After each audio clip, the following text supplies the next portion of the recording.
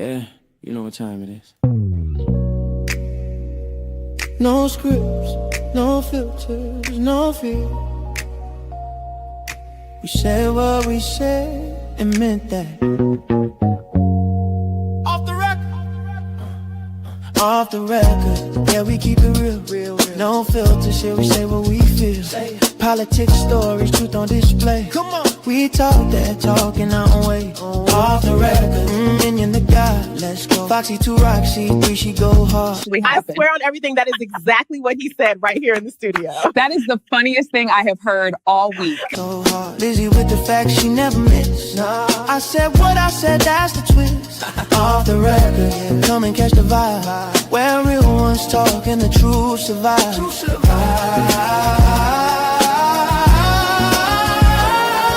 Late night truth, we don't just speak. Nah. We pull the roots from what they keep. From pain to progress, we light the flame. No spin, no script, we call it by name. Minion bring the vision, Foxy bring the flame. Lizzie drop a seat, it'll never be the same. I said what I said, say it loud, no shame. We taking truth global, remember the name. No apologies, no disguise. Just soul and purpose in our eyes. We move with power, bold and free. Say it loud, you gon' feel this energy.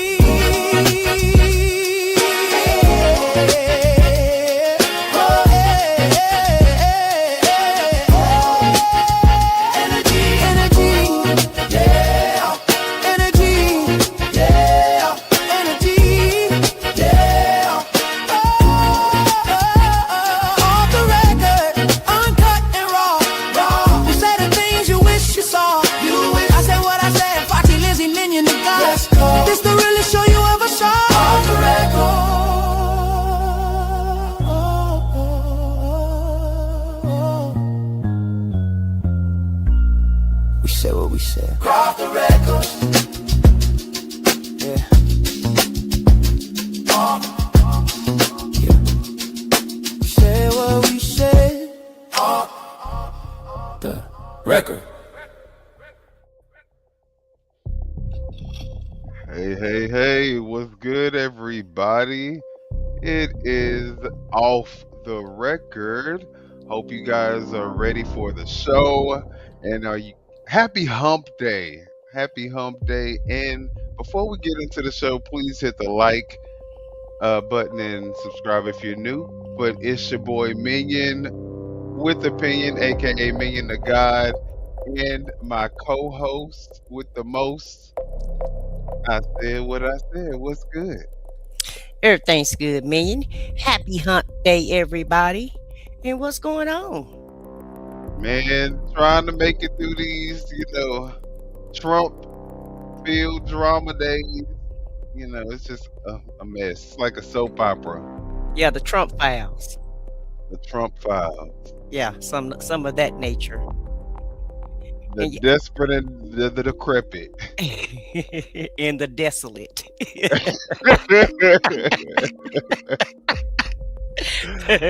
So I see you ready to clown tonight. Oh, so, man. Yeah. But, it's so much that goes on every day. We find ourselves coming live more and more often, than we used to, because the news cycle is always popping, jumping, and, up, down, all around. Right. I mean, who needs cable TV? We have the administration. Yeah. So. Yeah, you're right. It's like a TV show, isn't it? I mean, every day you wake up, you know that there's going to be a new headline. You don't even have to wait till, some sitcoms you have to wait till like the next week before you get to see. Nah. Before you see the premiere and all that. Yeah. Before you get to the next. Yeah, no, it's every day. So. Yeah, something. It is something. So y'all, if y'all haven't done so already, please subscribe to I Said What I Said's channel. Also hit the like button. And then, of course, if you are already here and you haven't done so, go ahead and hit the subscribe button. But we have a lot to get into today. Do we have any people to shout out? Well, shout out to Minion's personal assistant because he's always in the building. Really. Um, Shout out, Mr. Assistant. and then we also have Lady Janice. What's good, lady? All right. Well, Hey, Lady Janice, welcome in and thank you for joining us. if you guys if guys decide to speak to us in the chat, we will go ahead and call you out. So let's get into the show, y'all. It's a lot going on.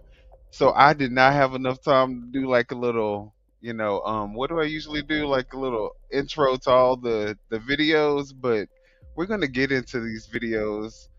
Um, and the first thing we're going to talk about is Trump saying that, he knows he's going to get impeached.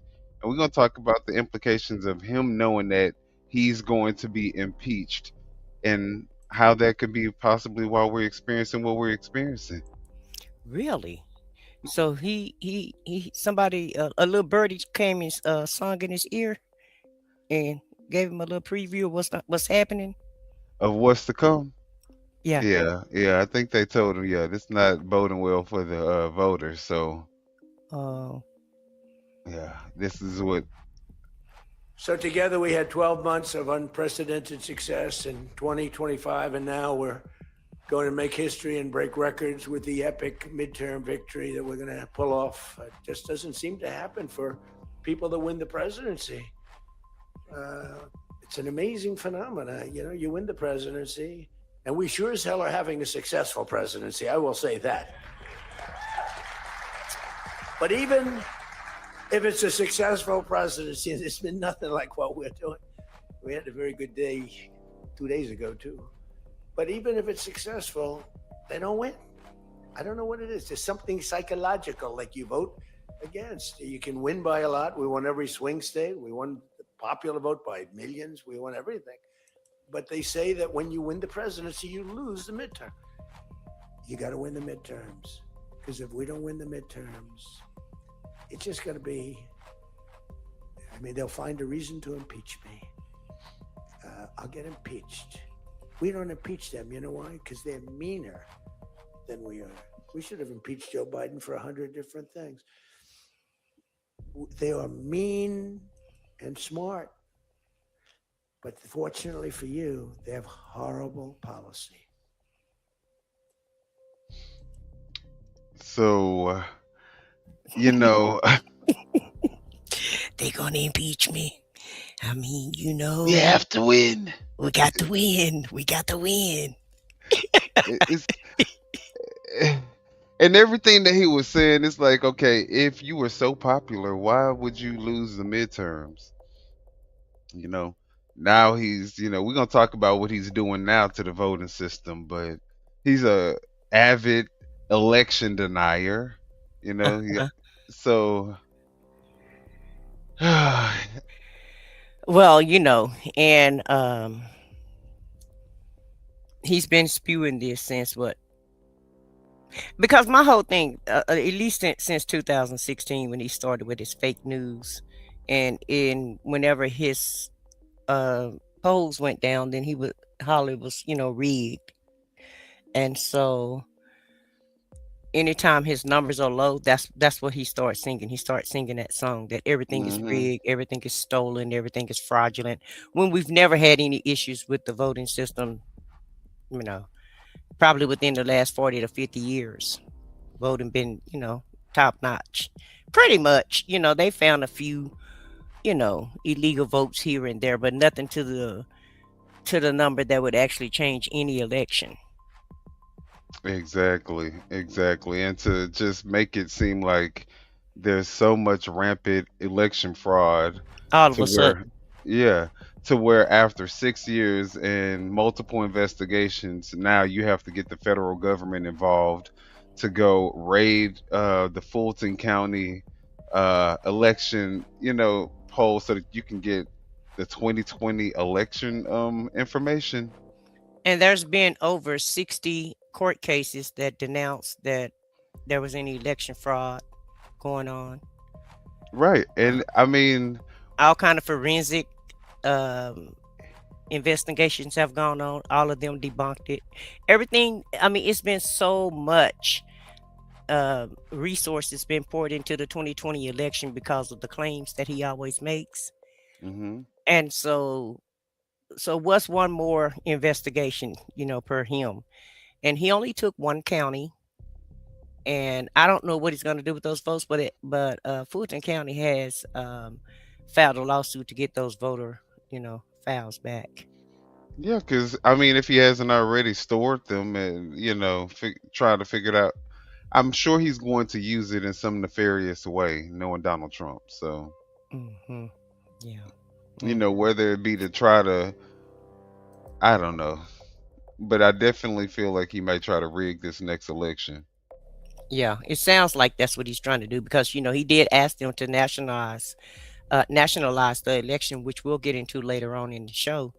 But it seemed like the moves that he's making, they just don't seem legitimate, And and like they he had just seem said, uncalled for. right, like he just said, he knows that if he doesn't win the midterms, he's going to get impeached.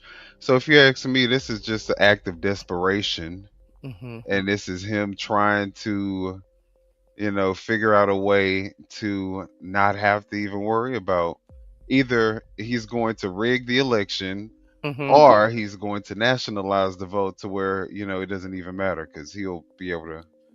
Make that decision. Right. Hmm. So And wouldn't that be a first in history? Because we've never had our vote nationalized. So, what's that all about? that's the first thing.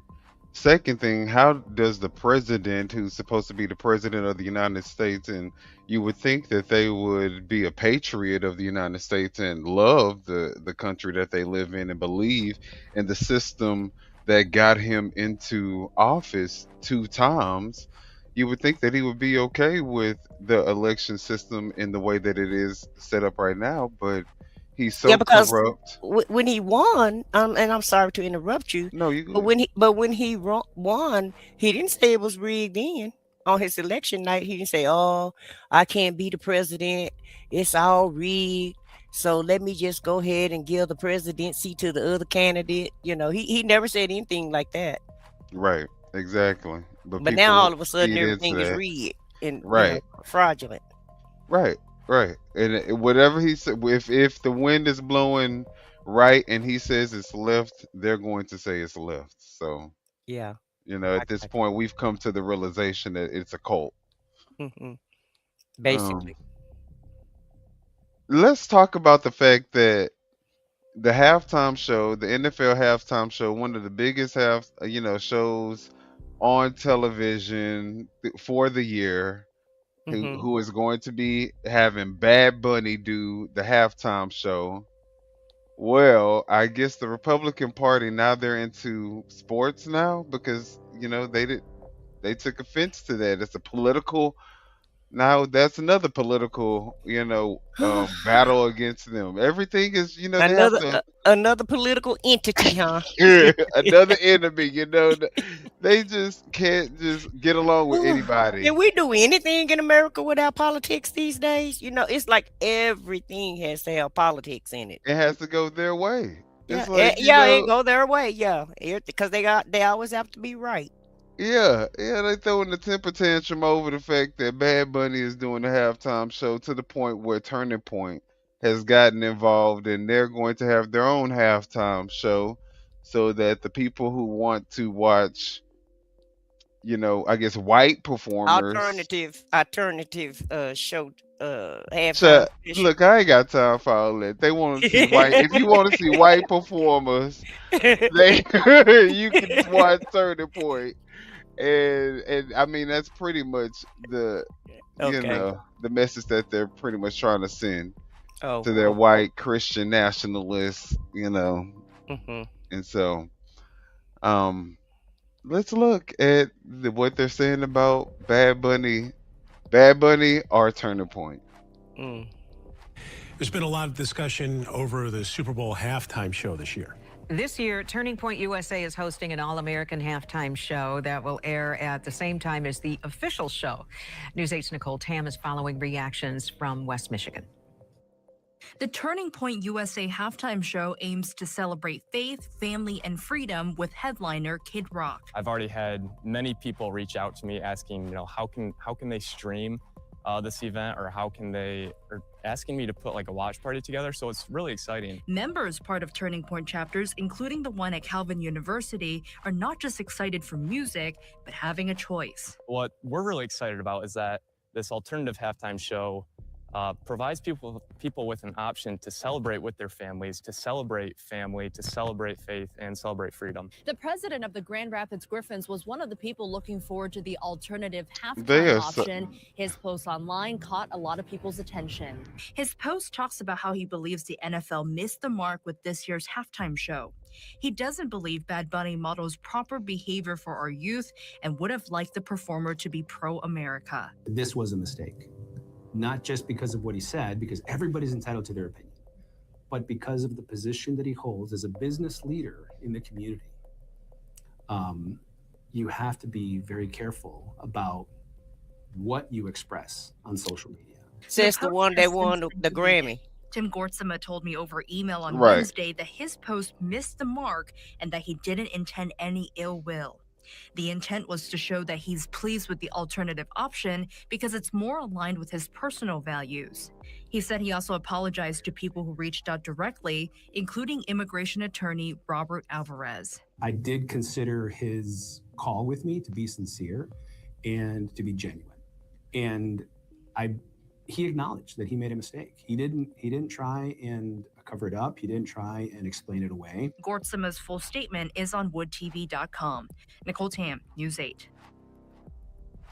So yeah, I mean, you got the thing about it is you see the type of people who are going to be advertising this alternative halftime show. You see the values that they claim to represent. They're so family oriented, and Bad Bunny just doesn't represent, the all-American traditional family structure values and all this other bullshit.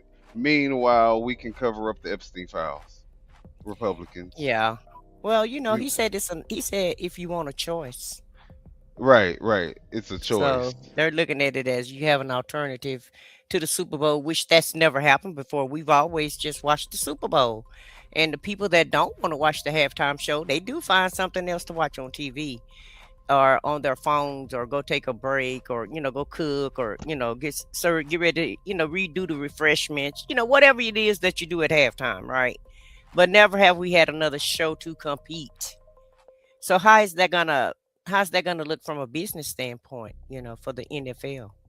Well, first off, I feel like Trump is so vastly unpopular that is going to end up backfiring on them, because their viewer count is not going to be anywhere near. I think people are going to probably tune in just to the halftime show, just to trump the viewer count for Turning Point, if you ask me. Oh, okay. So you feel like it's going to backfire? Yeah, absolutely. Like, people are not having it with Trump. They're not having it with ICE. These people can try to, even the white people, like, white people are not this racist and evil as the people who are a part of MAGA. They're like, look, y'all are just doing way too much. You know what I'm saying? So, the MAGA people, I think they got it wrong on this one. They're on the wrong side of history anyway, as it is. But them thinking that having a alternative show is going to own the libs again, they're just sadly mistaken. It's just going to show them how pathetic they are, because the ratings are they're going to help. Because of this, they're going to help the Super Bowl amass probably record number halftime viewership. Kind of like they help Jimmy Kimmel and Don Lemon. Yeah, exactly. Them type of fumbles. It's the Trump effect. Yeah, if you're on the opposite side of Trump, It's like right now it's like your time. It's your era right now. You know. Get in while you can, baby. Jump on in the pool. Because Trump is a joke, Yeah. and the whole world is laughing at him, and more so they're laughing at the people who are following behind him because he is amassing the largest amount of wealth that he's probably ever even envisioned in his entire life off the Mhm. backs of a whole bunch of mindless, racist, brain cell deficient, puppets that are willing to do whatever he says. So, you know, but the day is going to come and there is going to be what they call what do they call it? There is going to be, it starts with a R, A reckoning? a reckoning. Yeah. Right. I think it's way.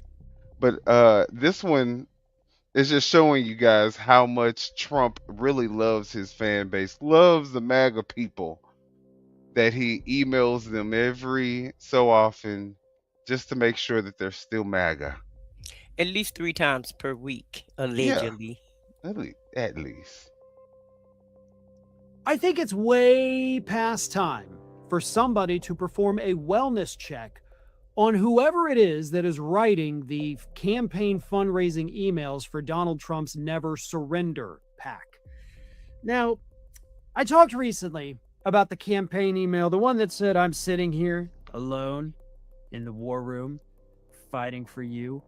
The rest of the staff went home hours ago. It's just me, one dying laptop, and the 72-hour countdown clock to my first mid-month deadline of the year just rang."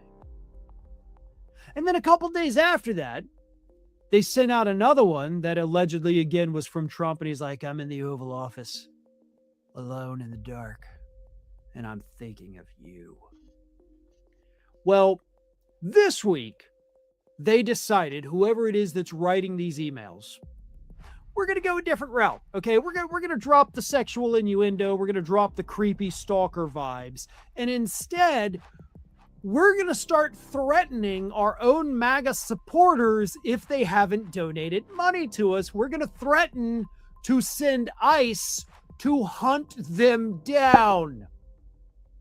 Here is what this week's campaign email said. The subject line was, "Are you an illegal alien?" You open it up and it says, "Your file says you're a top MAGA patriot, but my records to my survey still say response pending. Don't tell me you're an illegal alien. That cannot be true. This is your final moment to prove me wrong. Please, are you a proud American citizen, or does ICE need to come and track you down?" Huh? Wow. I think I preferred the creepiness. Yeah. Woo! Jesus. Like, how do I get off this email list? Like, unsubscribe, spam it out, report spam, or what take should I me do? off. Yeah, because this is what? No, the MAGA is getting threatened with ICE coming to their house if they do not donate. That's crazy. So now, I told MAGA he was coming for him, but they didn't believe me. But They like, they better respond to this email, because this sound like, allegedly, this sound like a threat. and get your bank accounts ready. Get your bank account information ready. Right. I preferred that imagery to this, "I'm going to threaten you with these murderous ICE agents that I've got roaming the streets. They're going to come track you down if you don't respond to a survey, if you don't give me $5. What's worse about this, of course, is that everybody in America knows what ICE is doing. And I'm not talking about deporting people and detaining people. I'm talking about killing people. So to me, this isn't just a threat of like, we're going to come and see if you're illegal. This is almost whoever is writing these emails trying to tell people, if you don't respond, ICE is going to come kill you. That's how it sounds because, again, everybody knows what ICE is doing. We've all seen the videos, except the Republican members of Congress. Well, we know that if they come to your house, they definitely gonna tear some shit up. Exactly. If nothing else. If they don't tear you up. If they don't tear you up. Or tear you up, tear something tear your house up, and hopefully you make it with your life, you know. So yeah, make sure you definitely comply. Yeah, because that's the number one complaint from ICE, is that people are just not in compliance. I wonder if they send them out there to the people's houses, are they gonna have like a square card reader or something with them to make sure that the people, like, you know, you. No, child. Yeah. I think you putting too much into it. Yeah. Hey, we said, need our money. We need our money. Well, they said they can arrest anybody that they feel like is an immigrant. So if they feel like you're an immigrant, you fair game. They may knock on your door. You looking real immigrant-ish. Yes. What is that, and German? You look maggish and immigrant-ish. You know, Scottish, South African, German, all those still places. Well, you know, he was getting ready to try to start chasing the Haitians, and the Supreme Court shot that down. Right. They put it on ice for a minute. A little bit of pun intended. Right. No pun intended. Who refuse to watch them. But this is not normal. Who is this person writing these emails and then hitting send? You've got problems. You need help. You need to be kind of removed from other people because you seem like you might be a danger to them. You might even be a danger to yourself. So I think it's time that somebody find out what little cretin psychopath is writing these emails and get them the mental health that they so clearly, desperately need to be receiving. Thanks for watching, and if you are not already subscribed to the channel, please do so. Y'all heard what he said. Subscribe to our channel.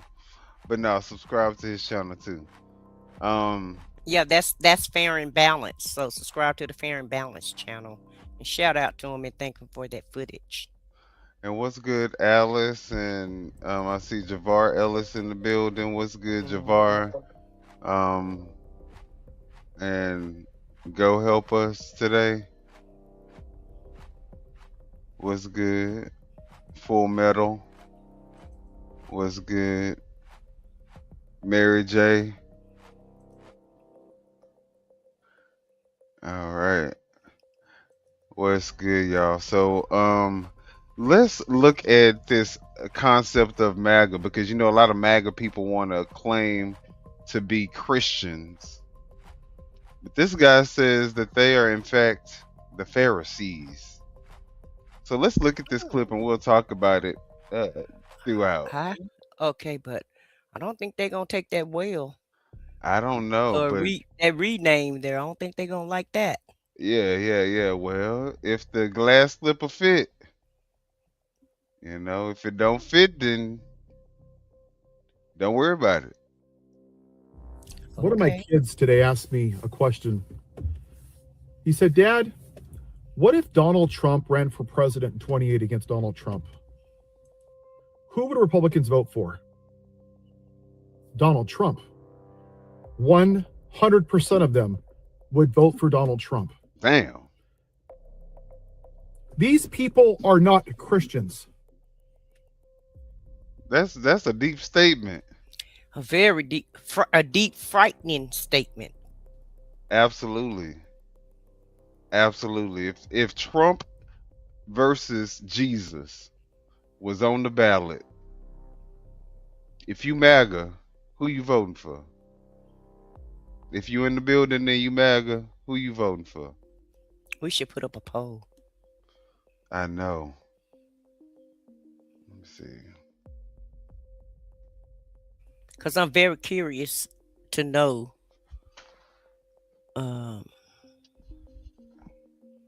which one would they vote for? Well, I'm gonna go ahead and work on that while we continue to watch what he's saying, because it's already deep. They are devoid of morality, decency, compassion, kindness, empathy. The racist podcaster said that empathy was weakness, and you cheered it on, didn't they? Didn't Jesus talk about compassion and empathy and kindness and mercy? Where is that? It's cruelty. It's meanness. It's judgment. When you look on social media, who are the nastiest people that you see? What's in their bio? A cross, of course, and bald eagles and flags and John 3:16 and God first. They run around saying that I'm so pro-life, that's why I couldn't vote for the black woman. While at the same time saying that your religion told you that you had to vote for a rapist, a child molester, who bore false witness over 30,000 times while he was the president. And then you, in your Christianity, went to the Capitol on January 6th and beat police officers. And you put up gallows in the name of Jesus to hang Mike Pence. And you took a dump on Nancy Pelosi's desk. You drugged the cops down the steps. 5 officers died. When these same people don't like what somebody has to say on social media, when they don't like the results of an election, what happens? They make death threats. They threaten the lives of senators and congressmen because it's in the name of Jesus. Martin Luther King was a great man of faith. He was an exemplary example of what it is to be a Christian. He just wanted to be equal to a white man. And you know what the Christians did? You know, the Christian KKK that were the police officers, they put him in solitary confinement again and again and again. And Christians put bombs on his porch with his family home. Did he, after being mistreated, go out and storm the Capitol or commit violence? No. How about Rosa Parks? Did she commit violence? No. She literally sat down, and they were violent against her for sitting down. So, guys, this is our political / Black History moment also, because we've been trying to have some Black history in the show this month also. So, yep, there you go. Look. But you know, he's really preaching, and he's telling the God's honest truth. And I wonder how much hate mail, you know, how many comments, how much hate comments did he get? We know how many we get in our chat on a day, you know, anytime we do a show. So I can just imagine the hate that he's receiving for making this message on social media. And, you know, it's like they feel like that, you know, one side feel like they can say and do anything to anybody, but when you put that shoe on the other foot, they don't like it very much, you know, and you get attacked and you get threats just because you speak your mind. And then they do the hateful stuff that they do under the guise of being a Christian. Right.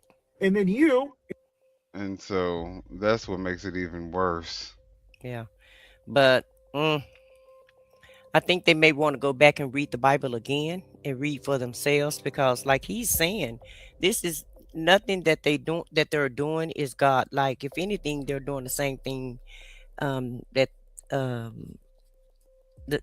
they're giving everybody else the same treatment that Jesus received before he went to the cross. I'm just saying.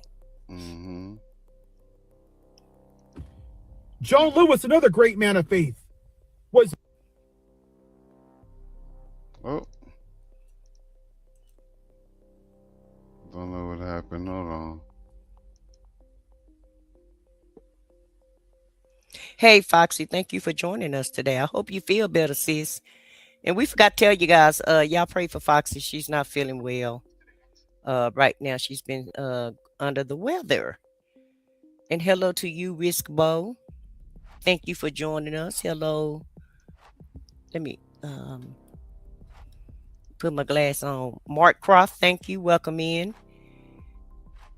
Welcome in, everybody, and happy hump day. And thank you everybody for being here. Hello to you, Oregon City Street. Thank you for being here too. AKA Sassy Sue.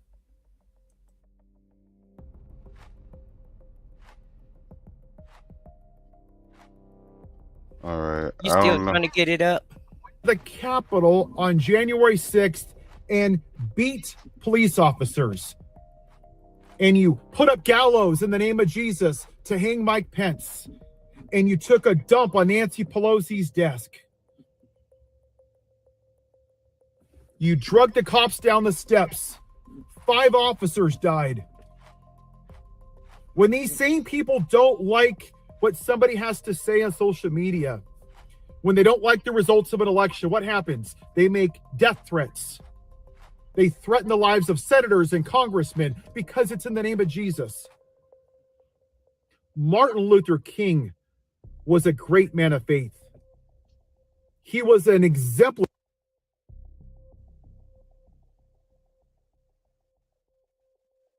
No. John Lewis, another great man of faith, was beaten to death, by Christian police officers.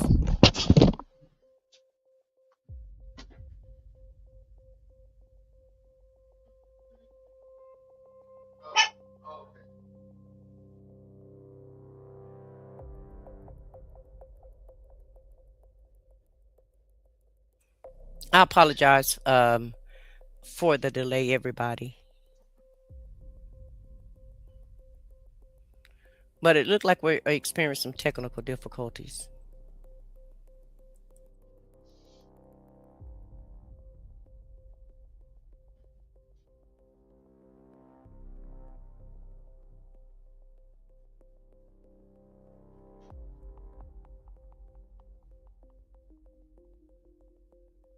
But basically, though, let me just say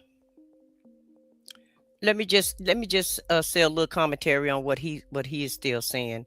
But basically, though, these people are doing all of this in the name of Jesus. MAGA is, right, and they always want to throw up abortion. They always want to throw up Biden. They always have dog whistle words or code words that they use to describe the left, and all the left is trying to do is really do the things that Martin Luther King is saying. Everybody just really want to try to get along, right? Everybody have a job that they want to go to. Everybody have a life that they're just trying to live and pursue happiness as much as possible.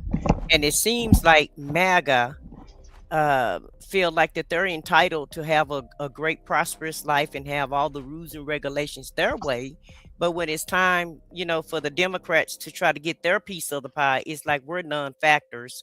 Everybody else in America is non-factors, and not just Democrats, because independents or anybody that don't go along with the message, then you're a non-factor in MAGA's eyes. And so the entitlement that MAGA have is just astounding to me. Yeah, absolutely. Yeah, and the video stopped and noise happened, so I didn't know what was going on. So I was just really just kind of talking to the public about, MAGA and the way that they feel about everybody else. Oh, I just got my package. My bad. Yeah, we're a dog and everything. The video stopped when you left. Oh, dang. Okay. Yeah, I know so that. but it's all good though. I was All just right. talking to the audience, so we do what we do. Just to be wanting to vote like a white man. Did he turn to violence? No. And yet you people walk around because you've memorized the Bible that somehow that makes you okay. You know who else knows the Bible? Satan. Hello. Jeffrey Dahmer. Hello. Hitler. Hello. Many mass murderers. Timothy McVeigh was a Christian. You're not Christians. Faith without works is dead. Tell them again. Original MAGA version of Christianity murdered Jesus in the name of God because Jesus wouldn't conform to their religious ideology, to their worldview of what the Bible meant. It's true. Right. And who did those people pick? When they were given a chance to pick Jesus to release or Barabbas, the person who murdered Christians, who was an anarchist, an insurrectionist, who laughed about it, who did the MAGA Christians choose? That's right. They gave Jesus the middle finger. We don't want empathy. We don't want this radical left socialist who talks about compassion and kindness. Ew. That's who these people that cosplay as Christians are. And it's time that we call them for what they are, modern day Pharisees. How many of these people go to churches and say, oh, call out the sin of being gay? When is the last time you saw these people denounce the sin of raping women and molesting little girls? And lying right now 1,000 times and cheating on all three of his wives, because the Bible that I read says that marriage is between one man and one woman. How about when he insulted women and calls them fat and ugly? What does God say about that? How about refusing to rent to black people?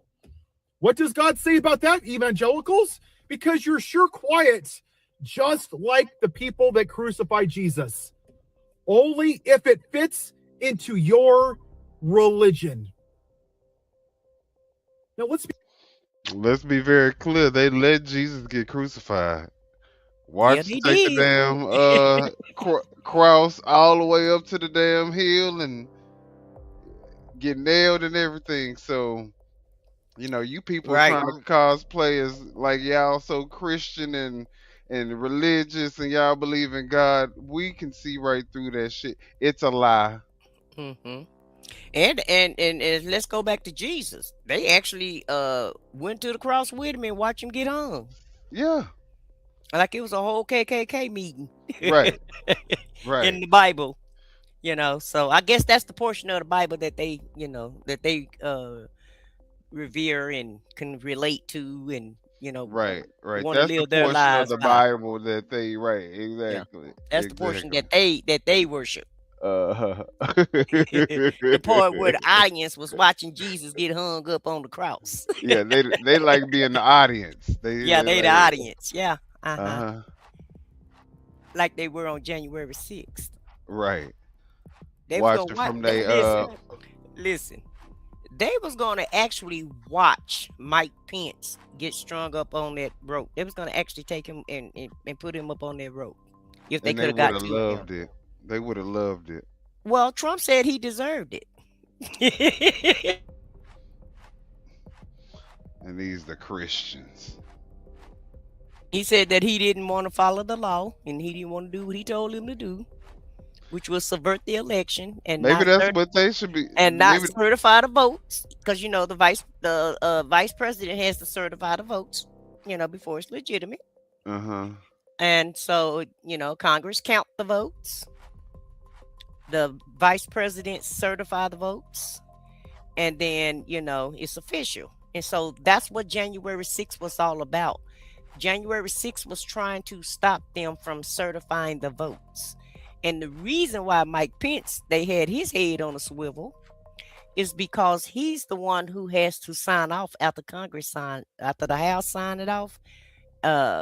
Mike Pence has to do the final sign off to make it legitimate. So that's what they were trying to stop on January 6th. They're trying to stop him from doing the sign off. Stop him from signing over for the new president to be able to come in and take over the presidency. Right. So it kind of sounds like an alleged insurrection to me, but I'm I'll go It back is an insurrection. That's what that is what an insurrection is. Literally. And then on top of that, you know, it's very cultish. These people are willing to subvert the Constitution and the voting system that we have been using for decades just to have one man get in office. How sick and demented is that? Yeah, and like The Alice, one man, like, how is this one man so damn powerful in yeah, all these people's lives that they say fuck the Constitution and the law and people's rights and humanity for other people and empathy? Like, it's, I don't care what type of values I have to compromise. We are going to do whatever it takes to get this one man in office. What like kind of sick, nationalize the election. right? And these people will be willing to do that stuff. They'll be willing to give up Right. all of their free rights To stay in power. Y'all are some sick individuals. And if anybody needs to be deported out of this damn country, it's every last one of these maggots that is roaming around here. That's the reason why we having to deal with this stuff right now. Oh, I ain't mean to do that. One of my Look. kids today asked me, Where we at? About halfway through? Yeah, about halfway finished. And Alice said he who were would the have most pooped his qualified pants if black it would woman? have been I'm sure. Kamala. You say what? Alice said he would have pooped his pants if Kamala would have decided not to certify the votes. Man, he does that on a daily, Well, hourly basis. Well, really. when Joe Biden left office, right, Kamala Harris had to certify those votes, right? Mm-hmm. And that's what she's saying, because that's what he was trying to get Mike Pence not to do, to certify the vote. So if Kamala Right. Harris would have took up that same position and say, well, I'm not going to certify the vote so that President Trump can be the president, and that's what she's saying, he would have had a fit. Right. Yeah, I mean, they would have called all types of National Guards, the right. Army, the Navy, everybody would have been at the White House that day, baby. But yeah, as far as pooping his pants, yeah, he does that about 3-4 times a day. Phrasing. And that's exactly what they did in the last election. Allegedly. Every piece of cruelty, demonization, judgment, it's all in the name of Jesus. But you can't vote for Pete Buttigieg because it's against the will of God. But if you rape women, who am I to judge? His little orange ear. Oh, it was divine. Who am I to question God? So God stood by during the Holocaust, during Jim Crow, during slavery, during lynchings, during all the mass shootings, George Floyd, Martin Luther King. God just stood up there. But the man that molests little girls and rapes women, he comes down and saves his ear. This is the delusion of these people. Because I mean, really. Do make sense.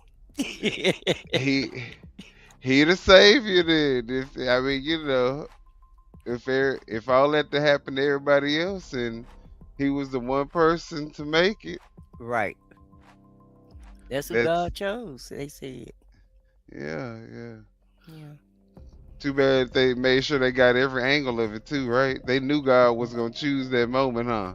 Yeah, they knew that. Everybody had their premonition that worked with him that was gonna be the exact moment that God was gonna choose for him to be a martyr. So, they was positioning the people with the cameras and everything. Make sure you get, so. Then he stands up and give him a power to the people fist. Yeah. They were ready for the God to give them this moment. As long as it fits into their worldview, their white, straight Jesus Christianity, it doesn't matter if it's moral. It doesn't matter if it's right. They say that this is a Christian nation. Make America great again. What year? Slavery? White people would go to church and, pray Jesus and cosplay as Christians, and they would come out and take pictures. Oh, look, there's a black person hanging from the tree, in this Christian nation. That's their version of Christianity. Cruelty.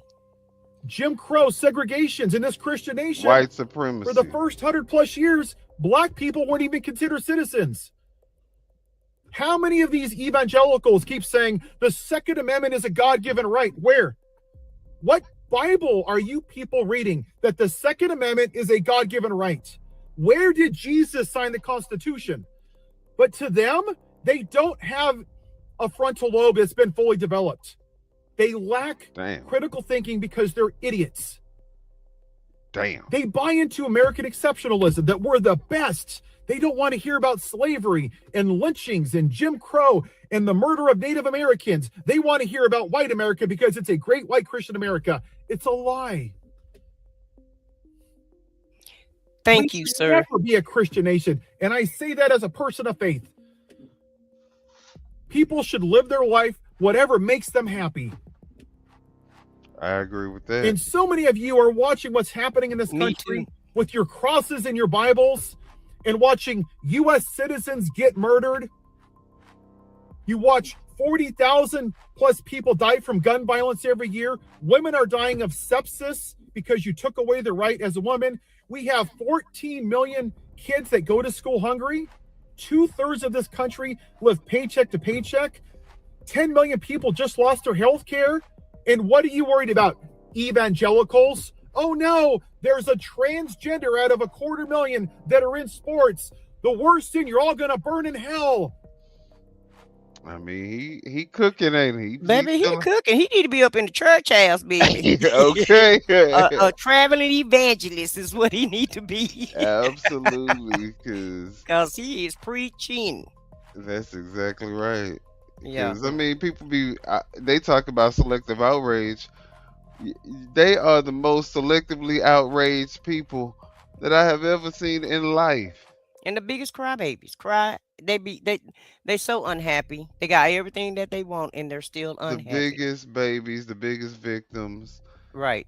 You know, Mexicans are taking their job. I mean, what have any of the immigrants or anybody outside the United States that came here that really did to any of these people to make them so hateful against them? Came into the country. That's it. That's all it takes. Don't forget they contribute $5 trillion to the budget every year of this good old nation. Well, all the people that Donald Trump done pardoned sucks that out of the damn economy, so that don't matter. Yeah. So things gonna go up because all the immigrants going out. Yeah. Oh yeah, that's true. Yeah. And prices we still are got all go the scammers that just got released, all the fraud. Because now you're gonna have quote unquote MAGA doing those immigrant jobs that Agent Orange told them that they took from them. So I expect them to go do those jobs that those immigrants had, and so that they can make up the loss in the economy. Yeah, like they building take out on them houses, damn farms and in them construction sites and and working out there on them freeways and shit like that. I hope y'all ready, MAGA, because we ain't signed up to do that. Right. We was okay with doing what we do. Absolutely, but that's what they were told. Remember, immigrants are taking your health care, even though they're closing down health clinics. Immigrants are taking up all the Medicaid, even though they cut the funding. Immigrants is using up all the hospital space, even though they're shutting those down, and doctors are leaving in droves. The immigrants are taking away, like I said, the job. So I've already said that, but you let them tell it. They're eating the cats and the dogs. Yeah, they're eating cats and dogs, and they're committing crime, and they're murderers and rapists, and they're this and they're that. And whenever you see the news, it's always a Caucasian person. Most of the time, it's a Caucasian person that's doing mass murders. Like at schools and churches and things like that. That's doing the most. That's doing the mass. Right now, Savannah Guthrie mother is missing. Somebody kidnapped her. We're gonna see who got her, who have her. And Savannah Guthrie is a NBC correspondent that does one of the morning shows on the news with Coda. And she's been on TV. She's been on the news for a long time. She started out at MSNBC, and then she went to the morning show, which is NBC. And her mom somebody kidnapped her mom, and her mom has been missing for 4 days. Now the news speculate that it's the brother-in-law that got her for Oh inheritance Lord. purposes. Oh wow. That's what they just reported on the news. So, once again, who committing all this crime in America? Because it don't look like the immigrants is committing a lot of crime to me.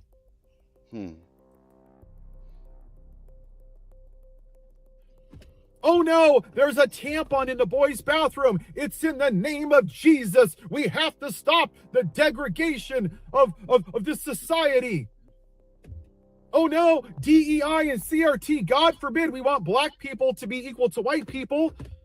You people have no idea what morality is. And that's what you see on the people, especially on the right. It's grievance. It just makes white people angry. And they hide behind traditional white family values because that's what it is. Because as long as you're white, you could rape women, molest children, be a felon, cheat on your wife, tax fraud, not right to black people, have dinner with white supremacists. But hey, who am I to judge? And that's all you people do. You spend your entire life seeing the speck in everybody else's eye, while you have a redwood in your own. Why don't you go get your own house in order, you Pharisees? And you are right about one thing. God did send Donald Trump here, but not for the reason that you think. To expose the moral rot within his church. You are the moral rot. Damn. Just like Jesus hardened the heart of Pharaoh. For his will, he is using Trump to show the church, the people, who the people of faith are. The people that love thy neighbors. And you know what I see right now? I see people across this country that are Christian, agnostic, atheist, gay, transgender, all across them, standing up for their neighbors in the streets in the snow. 7-degree weather, minus 5-degree weather. You ain't lying. Those people are more Christian than you. Because faith without works is dead. They care. They love thy neighbor as thyself.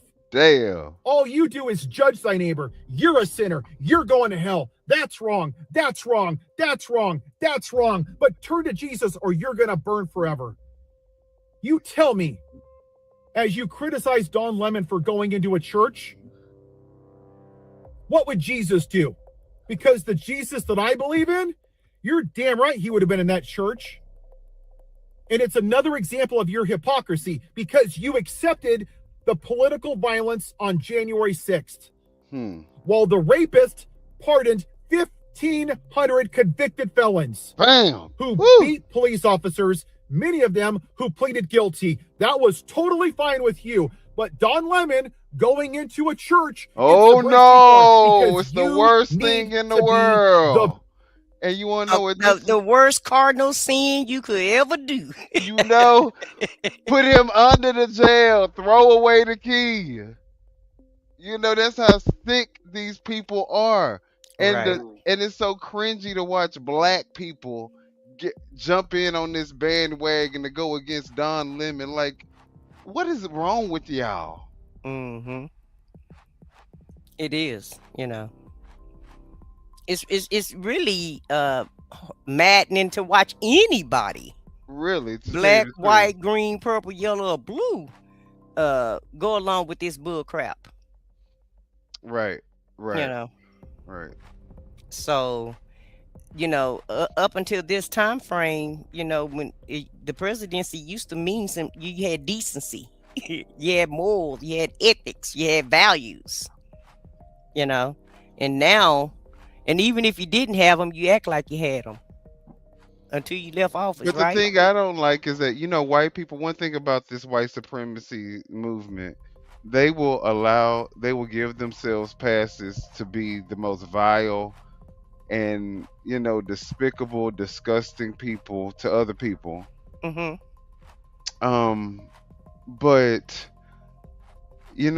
for us, we can't just kind of, okay, well, if a black person did do that, we won't highlight it. We'll let somebody else highlight it. You know what I mean?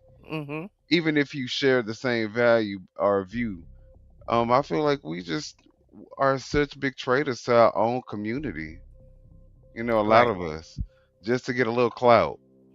Yeah. So it's And just some sad. favoritism, and just to say you're on the winning team. Right. But That you think is the winning team. right. But one of our subscribers said that Jamal Bryant wants to know where the charges for the white man who came into the New Birth Church and interrupted service, because he had an episode himself with a white man coming to his church a couple months ago. Yeah, there's another video surfacing of another white activist woman who wasn't even, I mean, she was the one that was interrupting. You know, it wasn't like she was filming someone else interrupting. She was the one that was literally interrupting a Christian church. It wasn't a black church, it was Mm-hmm. just a church. Why Mm-hmm. wasn't she prosecuted? And, you know, why didn't y'all? But she was, Ostracized. right, but she was a right wing, you know, trying to talk about, you know, I guess there was homosexuality in the church or whatever the case may be. Mm-hmm. But you know, that they didn't care about that. They praised her, you know. And Pam Bundy said anybody that does anything to the churches, she was coming after them. No, that's a lie. Anybody that does anything to the white churches, you know, that's what she means. Oh, well, she did make the statement right after she arrested Don Lemon. Yeah. You know, she went on Fox News and made that, you know, statement trying to look all. You can go into all the black Baptist churches you want now. You know, if you feel like you just want to disrupt service, you know, have at it. But the minute you touch MAGA church, one of the FBI, right, yeah, the entire they bringing the whole fleet. And she said she was bringing the fleet, baby. Yeah, yeah. So, victim of something. White grievance. I'm the victim. I'm the victim. I'm the victim. Aren't you supposed to love thy enemy? As if to heap hot coals on their head, to love people with kindness. So you tell me, how could you say, I hate the Democrats and I love Jesus at the same time? How could you live in light and darkness? How can you go to church on Sunday with F Joe Biden and Joe in the whole bumper sticker? Right. And then sit in church and say, Jesus, Jesus, my God is an awesome God. I want you to think about that. When you people go to church next time and you pretend to be a Christian for 1 hour, because ironically, I know atheists that are more Christ-like than you people. You and Satan are very similar. You both believe in God. You both weaponize scripture. You both know scripture, and neither one of you follow him. Ooh. Bam. Have a good day. And then he said, have a good day. Now that's the way you end the guy. That's the way you end it. That's the way you end it. Cause that part. You know. That part. It's so funny. And you know, you are free to believe in what you want to believe in. The only thing that I ask is that you not try to push that stuff on me. And give me the freedom to believe in what I want to believe in. All right. You know, why everybody just can't, you know, can we just all get along and do what we want to do? And no one cares if you want to, you know, believe that propaganda. Now, if you decide to have a church and you are the director of ICE, I mean, you put yourself in a very precarious situation because you know how people feel about what ICE is doing. I mean, it's the same sentiment that you should have for what the you know. But I always was under the impression that the church and the state should be separate. Was separate. Absolutely, it should definitely be separate and not equal. And that's the reason why I was even I was going to highlight this comment that says, as a Christian, I cannot vote Democrat. And the thing is, I think you should be able to separate the two because they're not the same. Being a part of the Democratic Party or a part of the Republican Party has nothing to do with anybody's Christian values. In fact, I believe Republicans are more about capitalism, limited government. You know, those are the things that small budget. Which our budget is right now. The deficit is $39 trillion. Right. Yeah, it's $39 trillion, but I guess that's a small budget. to MAGA. No, it's not. But this is the this the new Republican Party. Whatever Oh, Trump's okay. new values are, this is what they're adopting now. So Gotcha. yeah. They're no longer the party of responsibility and and picking your bootstraps up from picking yourself up from your bootstraps and And go out there limited and make an government. honest day's work. Right. Now they're like about the billionaires, the tech billionaires, bringing in tech and outside influences to help run the government. They love the influence from other countries that we have now. hmm This is what they like now. They love the fact that, Trump can pretty much bribe his have people bribe him into giving them, you know, pardons and stuff. hmm He loves the fact that they threaten other countries that we've built alliances with, and to And get turn it. up the relationship. The Yeah. relationships are just about dissipated now. Other countries just don't even really want to deal with us anymore. Yeah, these are the Christian values that the MAGA party hold now, tearing I, everything up and I starting wonder chaos. if their agenda is, because they did say American first, but I think they probably mean America only. Yeah, like isolate us from Yeah, everybody. isolate us from everybody. Like it's like they're trying to take they want to be like North Korea because I did see where Trump was idolizing Kim Jong Un and he said you see how those people get up and stand up That's and how I want my respect people to him. be. Yeah, he said that's what I really want my people. First of all, we not your people. That part. And that's the chilling part right there, because he The really do killing part, think, yeah, that's what got me was my people, yeah, he think that we are, his he, people. yep, his minions. You're right. Well, again, like I said, Trump is widely unpopular, and a lot of the stuff he's doing is considered to be extremely illegal. And once he's out of office, he will again have a reckoning, and everybody that's associated with him will also have their day in court. And who knows, since everybody's making up rules now, maybe we'll go back and wanting to go back to when things were great again. Maybe we'll Right. go back to a time where when we prosecute all of these people committing treason against the United States of America, maybe we can have them all lined up, and you guys can imagine the rest and do it publicly. Maybe we should go back to that. But uh, the Supreme Court approves California's new maps. So here's another loss for the MAGA maggots who thought that they were winning so much, hmm but apparently it looks like the redistricting in Texas is backfiring. Yeah, Texas just Texas just sent a Democrat to Congress. Right. Texas just Added one to the Senate. sent another Democrat to the Senate. And so it sounds like the fever, Yeah. is catching fire. And now the Supreme Court approved California's redistricting maps. So let's just look at this clip and we'll talk about it. All new here at 4:30, the Supreme Court has now cleared the way for California to go ahead and use a new voting map that was backed by Democrats and endorsed by voters in that state. The Trump administration had claimed one of the districts was redrawn based on race instead of politics, but the High Court has sided with the state now without any noted dissents in today's ruling. California's redistricting, which favors Democrats, came after a similar move here in Texas that benefited Republicans. California's new map puts 5 GOP seats into play for Democrats and was approved by 2/3 of that state's voters in a referendum. Well. But did you hear the parallel though? In California, they're doing it and they're being racist. Right. The But in voters, I guess, Texas, are being racist because the yeah, voters the voters actually voted it in. Voted it in.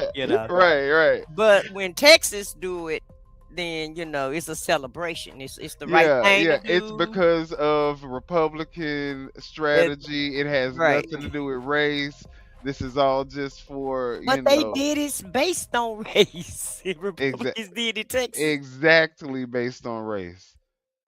So to the point where didn't they actually have didn't they was One it of the your judges did strike it down, but then but it's still they took it to the appellate court, and then they then the were able Supreme to Court, and then you know how it goes. it still went through. They Okay. got their buddies in places, so they Yeah. can win. As the Right. Democrats do too. So I'm not gonna just But say that side, but they definitely use their judges more than we use ours. Let me just throw that out there. but the election that's the first I mean these two elections still did not end up in their favor. So it doesn't look like it's going to help very much anyway. So No, not at because all. it's a law. It's something that they voted on. It was on the ballot, and so when the people voted in, not the 9 times out of 10, the Supreme Court is not going to strike that down. They can't strike that down, which they've been doing a lot of things that they don't do, but the Supreme Court is not.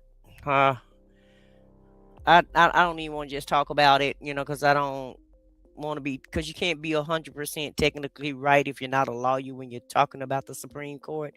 So Mhm. let's just say this: the Supreme Court has made a lot of unprecedented laws since Trump has been in office.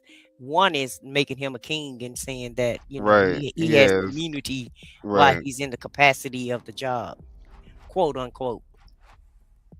So Yeah, this is all for an agenda that they are trying to move forward. We all know that. I mean, you would be dumb to believe that that's a conspiracy theory at this point. right. So we all know Project 2025 is in effect.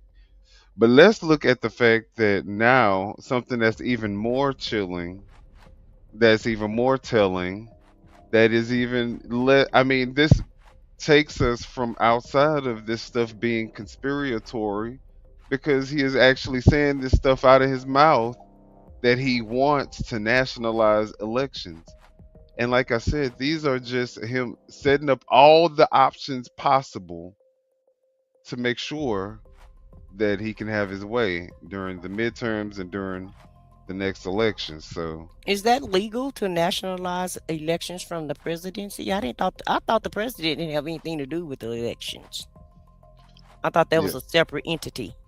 no, if he wants to find a way to make the American people really believe that the election system is rigged and is a fraud, then this is the way to go about it.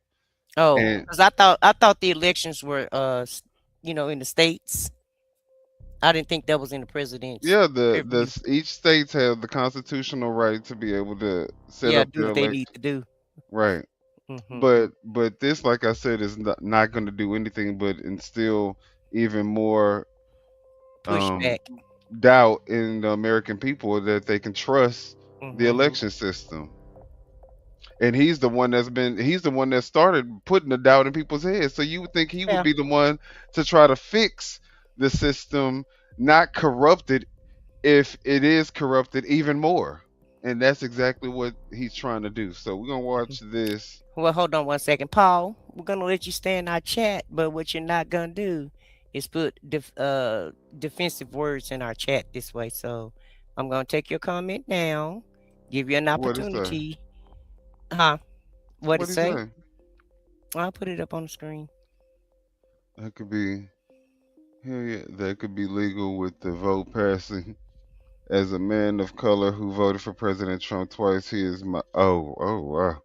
And that's fine that he your man and all of that, but all we ask is that you put your thoughts and opinions in the chat, but do it within the YouTube guidelines, and don't attack each other in the chat, and don't attack the panel. But whatever you think, you can put that in the chat as far as the comments and the commentary.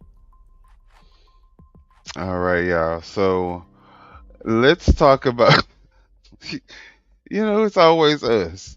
But No, it's not in this situation. That's not true. yeah, that's true. But he said he was a person of color, so I don't know what color Yeah, yeah, he is. I don't know what yeah.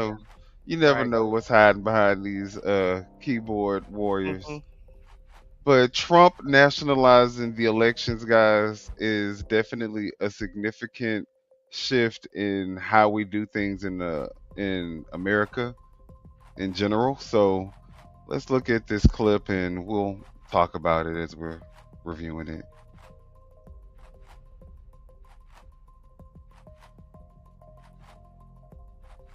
All right, they're openly talking about rigging the primaries right now. They are priming the public. They're going to use ICE. They're going to use warrants and subpoenas to go in and get all the ballots, to get every evidence that Democrats won. They're focused on blue states because they know that our turnout is going to be so big. But listener, it has to be too big to rig because they are going to do everything in their power to cheat. Listen to Steve Bannon. Damn right. We're going to have ICE surround the polls come November. We're not going to sit here and allow you to steal the country again. And you can whine and cry and throw your toys out of the pram all you want, but we will never again allow an election to be stolen.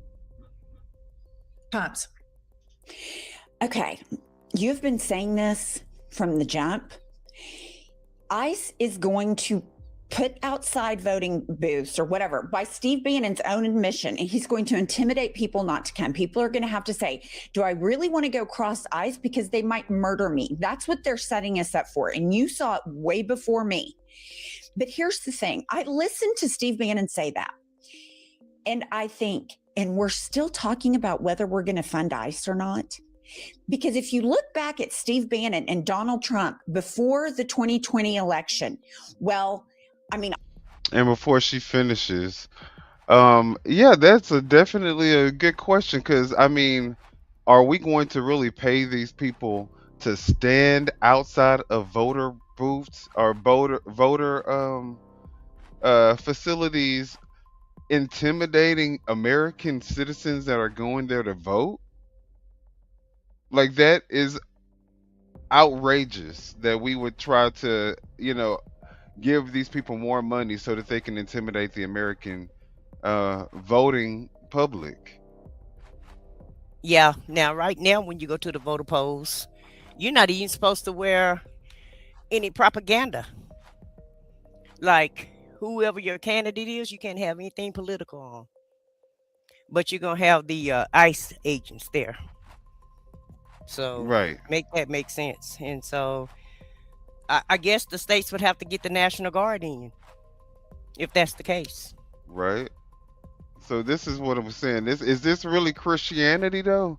Is this the work of the Lord trying to put your own law enforcement against the people that they are sworn to protect and serve and the people that pay their salaries?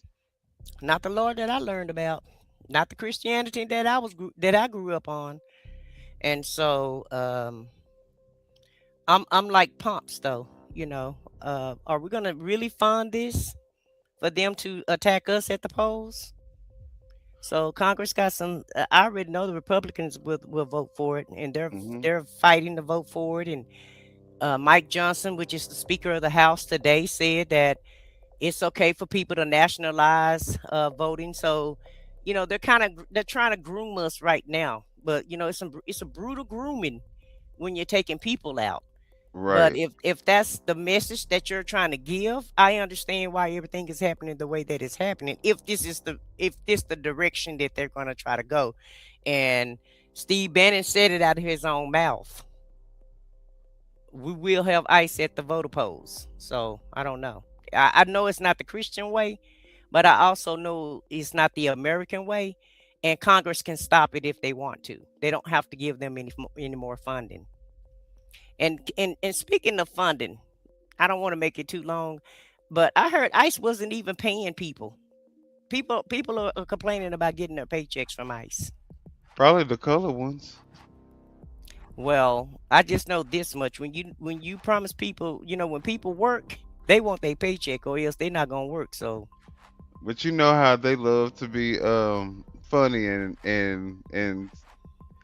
they got some sick twisted ways that they operate. So they'll probably hire a Hispanic person, and put them on duty to do the most heinous things to their own people mm-hmm, and then not pay them mm-hmm. and then fire them and then go Yeah. pick them up. Hey, you got a whole scenario going on, don't you? Right. You say and. Hey, Marjan, thank you for joining us tonight. But, listen, I don't put it past them. I do not put it past them.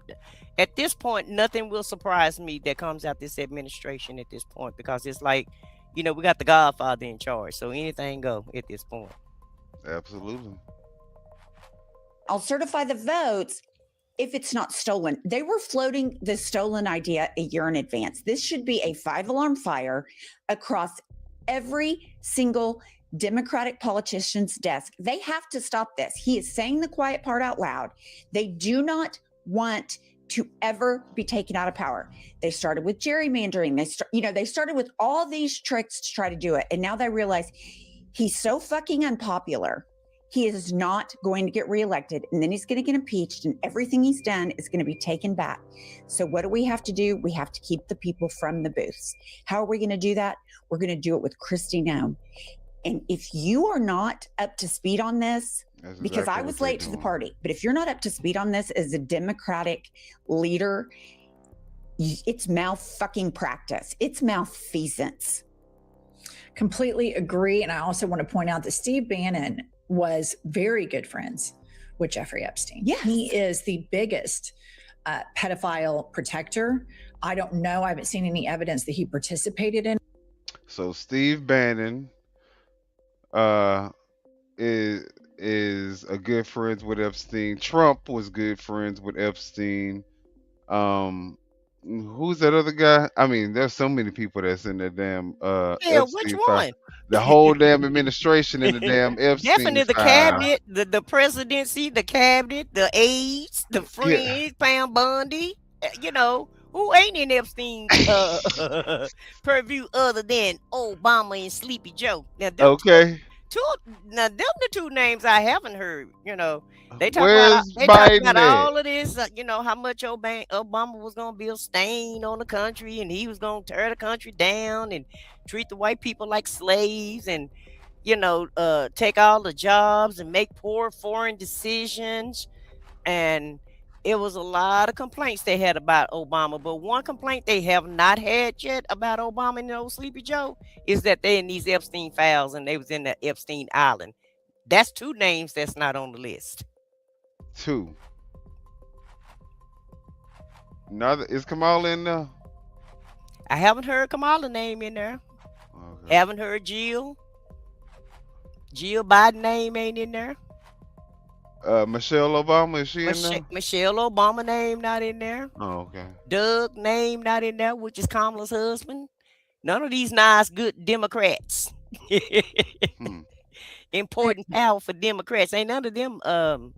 Ain't none of their names on. In the Trumpstein files. In the Trumpstein files. Jasmine Crockett. I ain't heard her name. AOC. All the villains. Nancy Pelosi. Right. None of them is in the Epstein files. They were big buddies, collaborating on how to cheat, on how to be obsequious to Vladimir Putin, on how to destroy democracy and install Trump. And so the only thing these people know how to do is cheat, sending masked ICE agents to harass citizens is voter suppression. It is cheating, and our country has a history of it, and our country ignores it all the time. If you look at how much more difficult it is right now, 5 years ago, 10 years ago, to go vote in a Black neighborhood than in a white neighborhood, a lot of the problems we have right now is because we didn't make this country fair for our Black and brown brothers and sisters that worked for free, were abused, were murdered. And now secondhand citizens, when I go vote in my all white neighborhood, piece of cake, easy breezy, go right through. Black neighborhoods, it's quite different. And they've even passed laws in Atlanta to where you can't hand a bottle of water to somebody in a voting line. And so now they've escalated. That part. We have never fixed that. And not on Sunday. Souls to the polls gone. Will allow this type of voter suppression to go on crack cocaine. They are ready to take it to with these people, they get a hit of an abuse, then they want to escalate. And then another hit of an abuse and they want to escalate and they want to escalate. And now we're at the, climax of this. And here's Trump in one of his humiliation exercises with all of these Republicans who are pedophile collaborators and fascist collaborators standing around him in the Oval Office. How insecure do you have to be to have 25 people standing behind you? But listen to this. What exactly did you mean when you said that you should nationalize elections? And which 15 states are you talking about? I want to see elections be honest. And if a state can't run an election, I think the people behind me should do something about it. Because, if you think about it, a state is an agent for the federal government in elections. I don't know why the federal government doesn't do them anyway. But when you see some of these states about how horribly they run their elections, what a disgrace it is, I think the federal government, when you see crooked elections, and we had plenty of them, and by the way, we had them last time, but go to 2020. As 3 run-on sentences coming out, rigged, crooked elections. If we have areas, take a look at Detroit, take a look at Pennsylvania, take a look at Philadelphia. You go take a look at Atlanta. Look at some of the places that. Okay, I want to stop right here, Kylie. You see, you're trying to go all the black places. Where the black people are. Detroit, Philadelphia, Atlanta. His base is primed to think of those cities as black cities. That is how they are primed, because this political party, the Republican cult, has done a really good job falsely propagandizing blue cities to scare all of the white people that live in suburban America in their little cookie cutter, unoriginal homes with zero culture. Zero. But they sit around and watch Fox News all the time. When they hear those cities, that is code for N-words live there. That's how they hear it. And I know that's graphic, but you guys, I'm telling you, people in the South, people in flyover states, that's what they hear from him. This is racial signaling that you cannot let these N-words cheat. That is the way these people hear it. He is feeding racism. And then with the tape before that, we know that Steve Bannon, he's talking about they want these black and brown people terrified because Trump does best with white people. And so make no mistake about it, the targeted racism on election day, and already right now, that was targeted racism from behind the Resolute desk in the Oval Office. And I'm going to tell you all something that you live on the East and West Coast that you better understand. In flyover states and in the South, people use the N-word in front of their grandchildren, in front of their families, without a thought in the world. The racism. And see, it's funny because she did get the same message across that other guy was trying to get the message, but I do think that if she would have said the word, it would have made it, even more jarring, and people would have been taking a little bit more, like taking offense to one word versus the entire message. But she's definitely giving up the game, letting everyone know what the intentions are, and just showing America, this is the road that we're going down. And so, if you want to go along with it, then go along with it. But it is what it is, and she's telling the truth. What she's saying is the stuff that these people, these evangelical Christians and, white nationalists and all these people that claim to be about Jesus and all this. She's saying what these people talk, how these people talk behind closed doors and to their own kids, and how they're indoctrinating these kids and basically grooming these kids to be the same type of racist, bigoted, small-minded, disgusting pieces of shit that they are. And they teach it in their churches also. So that's why a lot of MAGA people believe that also, because this is taught in their church too.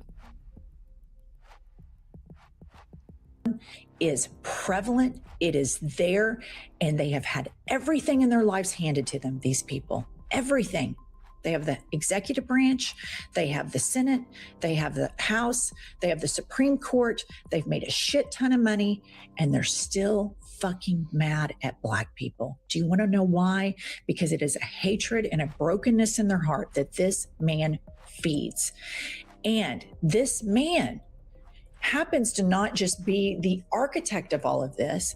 There are darker, more nefarious forces behind him that have desires to tear down democracy. Peter Thiel, Elon Musk, and they feel like they're successful here, that they've already turned their sights to Europe. That's why you hear J.D. Vance say such provocative things about the European Union.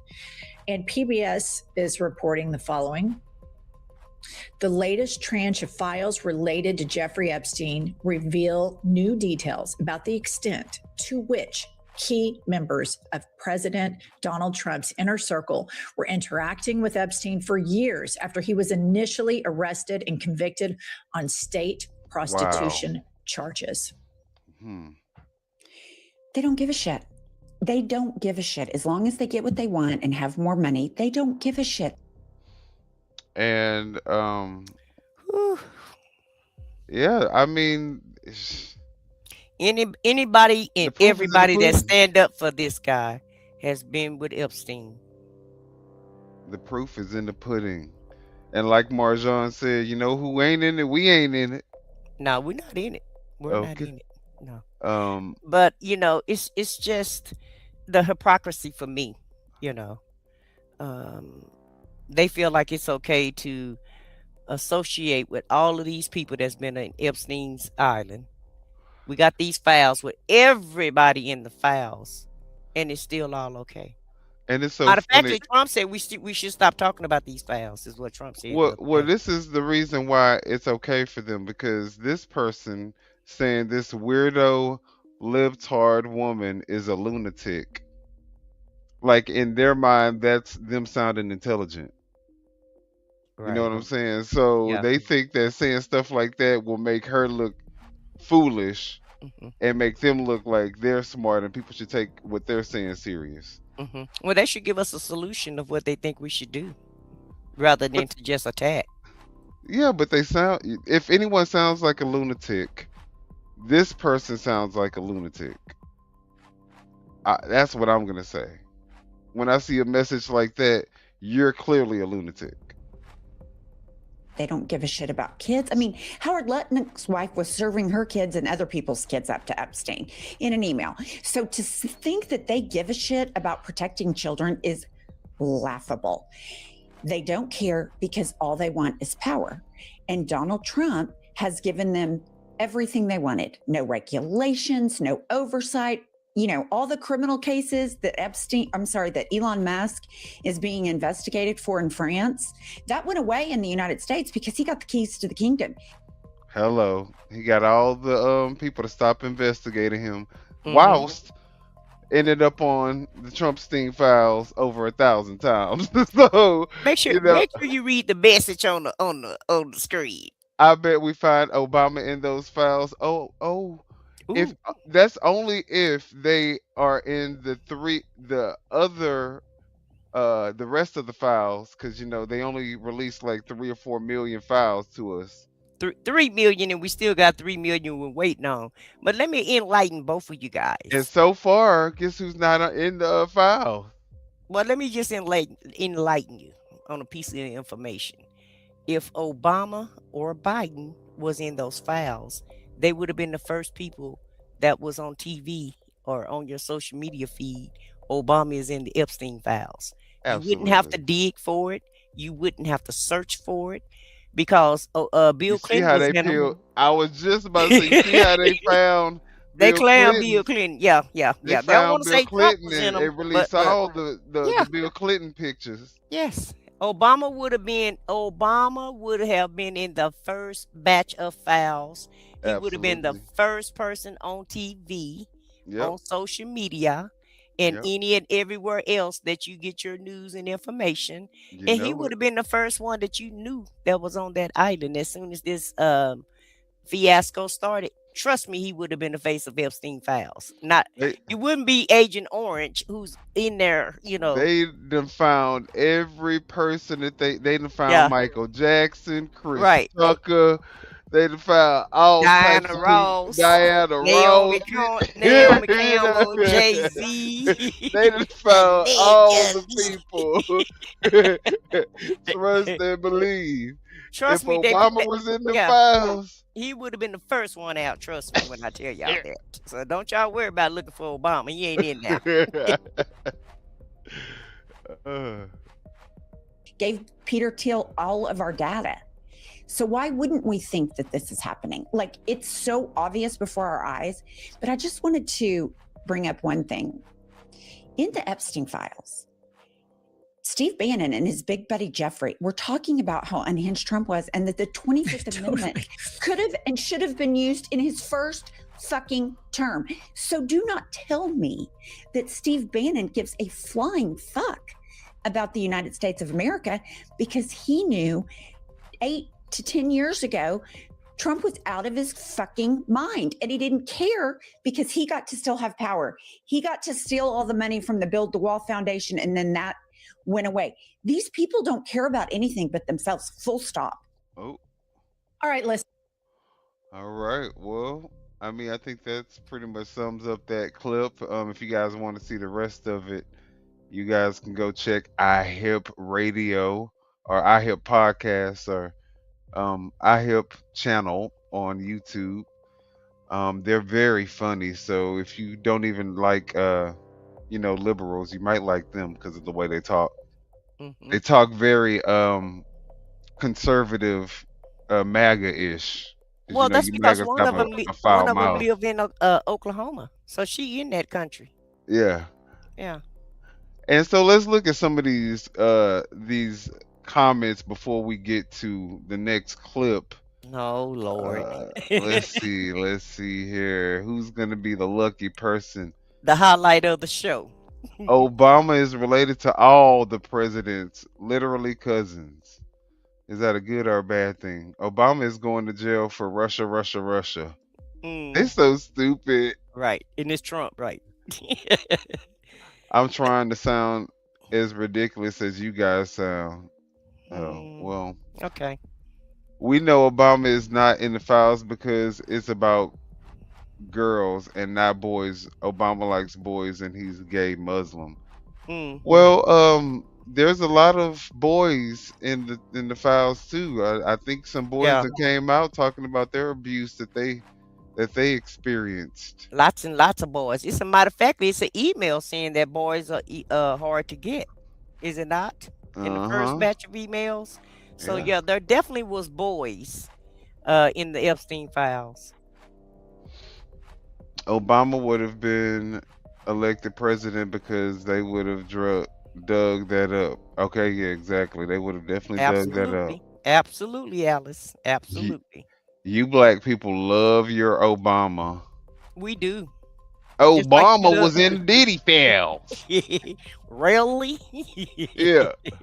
Well, if he was, nobody talked about it. Yeah. So he must just been invited over for some tea or something. Cause Barack and Big Mike Michelle Obama killed their chef. Yeah, so even if he was in a Diddy files, nobody talked about it. So apparently he wasn't guilty of nothing but other than meeting him. Yeah, if that is the case, so if that's the case, yeah, right. Well, there was a protester that was roaming around Mar-a-Lago, and he was exercising his Second Amendment right. And because he got caught hiding in some bushes, he is now serving life in prison. What? Life in prison? Life. So let's look at this clip because well, hold on. Nobody's dead. No merchandise was taken. No crime was actually committed. But the crime of being at the wrong place at the wrong time, I guess, will get you life in prison. It's kind of like how black people used to have to deal with, huh? Yeah, they introducing them to our world for real, you They know. introducing them to the world Slow, of being and it's black. at a very rapid pace, you Yeah, know. yeah, yeah. How you guys like being black so far? Yeah, let us know. Put that in the chat, because that's the way y'all getting treated. Yeah, he ain't got no respect for y'all. Welcome to our world, baby. That man could have been trying to, get a picture that it big Yeah. Trump's biggest fan. And Florida is a right to carry state, right? Yeah, absolutely. Yeah. Okay. Yeah. Life in prison with no parole. That's the sentence handed down by a federal judge in Fort Pierce today for the man who tried to kill President Donald Trump at his West Palm Beach golf course. WPTV's Ethan Stein has followed this case from the beginning and details what happened in court. A federal judge told the man convicted of trying to kill President Donald Trump the evil was within him, then sentenced him to life in prison, plus an extra 7 years for a gun offense. I watched Ryan Ruth give the judge a thumbs up when she read the sentence. Ruth asked the judge to put him in an assisted suicide unit because execution was unfortunately not an option. With shackles around his hands, legs, and body, U.S. Marshals stayed close to Ruth. At the trial in September, he tried to kill himself with a pen when the verdict was read. Ruth, who represented himself at trial, now has an attorney who argued he should only serve 27 years in prison. Prosecutors argued for life in prison without parole, saying Ruth's criminal history of more than 24 convictions showed his inability to adhere to society norms. Judge Eileen Cannon agreed, calling Ruth evil. Oh, hell, no wonder. Behavior and Pause. saying you're not a peaceful. No wonder he got life in prison. Do you know who this is? Who? This is Judge Eileen Cannon, and she's the one who dismissed the classified documents. Remember, we were waiting on him to get convicted with the classified dockets, and she kept playing with Jack Smith with the court dates and writing all these crazy motions and making him come in with crazy motions. And she was making all type of crazy rules and regulations regarding the classified documents, where Agent Orange had stacks and stacks of boxes in his restroom of classified documents at home. And she's a judge that Trump, a federal judge that Trump appointed in his first administration. And she does his dirty work for him right here, right out in the open. Okay? Out in the open. So, anything he want, he go Calling to him her an evil and she gets it man. done. What judge normally does that unless it's like something very heinous? They may say, out of all the years, this is the, you know how they do. Right. But Yeah, she did. She said Jack Smith was illegally appointed because he was hired by Congress to look into the classified documents case with Trump. Well, how is that January 6th, illegal? really January 6th and the classified documents is what he was investigating. Child. Man, you are not a good man. I spoke with one of the Martin County deputies who helped capture Ruth, who sat in court and supports the sentence. Everybody involved in this case played a crucial role, and everything worked the way it was supposed to, which is why we had the result we did today. In new court filings, I found a letter sent to the judge by Ruth's sister. Everything worked the way it was supposed to. Yeah, y'all was doing what y'all was supposed to do, playing y'all part to make sure that this happened. And the man's supposed to get 27 years. I thought life was a long time for what they accused him of. She says Ruth's father threw him out of his home when he was a teenager. We previously reported Ruth's mental health evaluation found he had mixed personality features. Today, Ruth tried reading a 30-page speech calling his sentence and the trial irrelevant. He said he failed his country while trying to create a better community. But the judge cut him off when he started talking about a number of unrelated topics like Ukraine, Gaza, and being part of a foreign prisoner exchange. I sat with Ruth's sister in the courtroom. She was stoic when the judge announced the sentencing. The defense attorney for Ryan Ruth says the family sort of expected this decision going into the hearing today. In Fort Pierce, Ethan Stein, WPTV News. A few moments later. So on the screen, we have a picture of all of the people that were mentioned in the Epstein files. Well, a majority of them. And I'm also going to read off a few names, okay? Donald Trump, Jeffrey Epstein, Elon Musk, Bill Gates, George W. Bush, Bill Clinton, Hillary Clinton, Prince Andrew, Tony Blair, Mohammed bin Salman, John Kerry, Ted Kennedy, Robert Kennedy Jr., Michael Bloomberg, Alan Dershowitz, I'm sorry, Dershowitz. don't know that name. Noam Chomsky, Ghislaine Maxwell, Andrew Cuomo, Larry Summers, Ed Barak, Les Wexner, Leon Black, Jean-Luc Brunel, Peter Mandelson, Lynn Rothschild, Abdullah Ben Zaid, Saad Hayri. I am butchering these names. Miguel Andrew sure are. Morutinos, Woody Allen, Leonardo DiCaprio, Kevin Spacey, Harvey Weinstein, Mick Jagger. I've been sitting on this video for a minute. I wanted to see if anyone was going to point out the obvious. The majority of the people on this list are white men. Can you imagine what it would be like if majority of those people were black? I mean, black fatigue would be trending again. This is the hypocrisy that I talk about, and this is why I make the videos I make. Whenever a white person, shoots up a school or something, they are quick to put them in a subgroup. It's never that they're white. It's now, oh, they on the right, they on the left, they're liberal, they're conservative. And the same thing just happened again. It's not a race thing. It's more of a class thing now. Oh, we need to do something about the rich. Oh, we need to do something about the elites. No, we need to do something about white men. Just looking back, y'all, the whole black fatigue trend started because I really want to say Carnival Cruise. A lot of people were mad that black people were having fun. So that ended up turning into hate. But now we have a situation like this where sick ass white men, white women, whatever, are on the island doing shit to little children, other white children at that. Why aren't white men held accountable? Why isn't the actions of these few people on this island responsible for the whole race? Because when it's flipped around, that's how it's done for black people. And it's just so funny because when I point these things, Ain't it that the truth though? Yeah. Nobody. Todd Blanche, and he's the Attorney General, the director of no, he's the FBI director, I believe. But he said that they're not going to prosecute anybody else.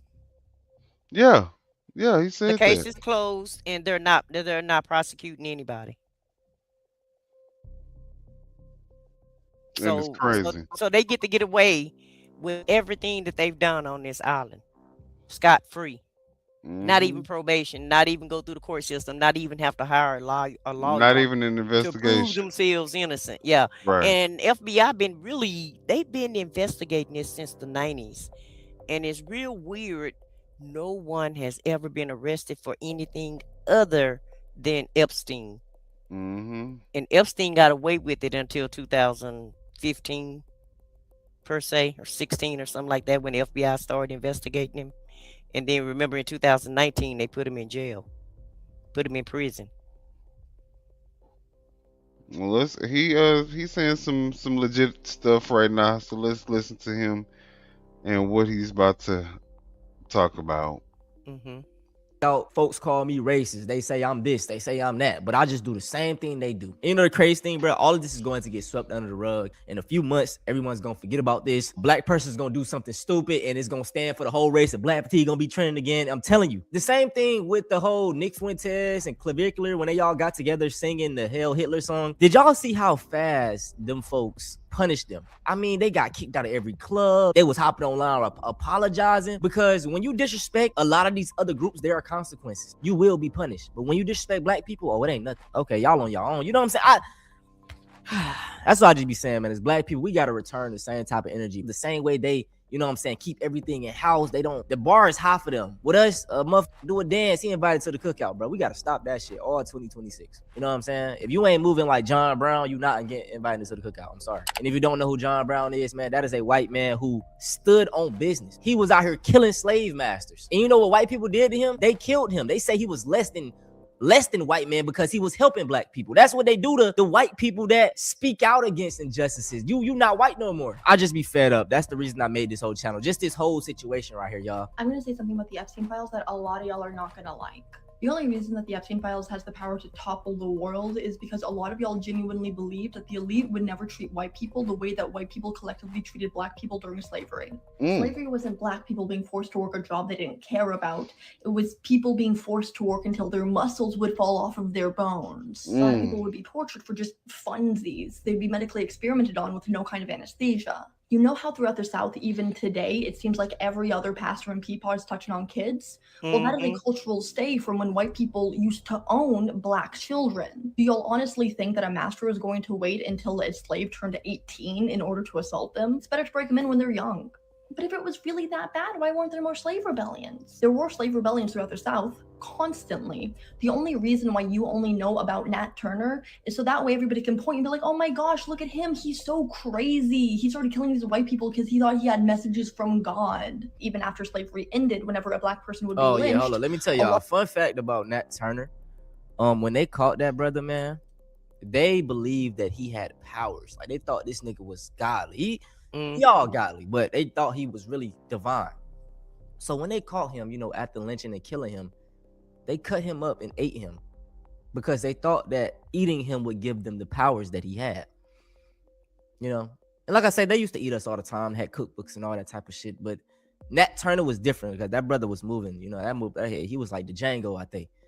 You know, so they ate him, thought that shit would get him powers. Yeah.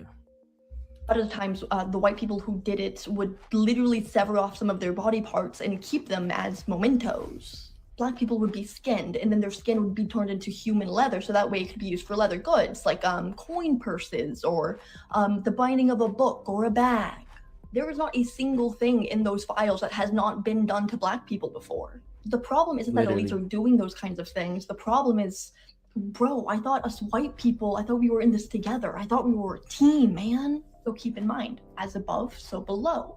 The elites told non-elite white people, hey, here's a group of people who we deem as worthless, and y'all can torture them and do whatever the hell you want with them.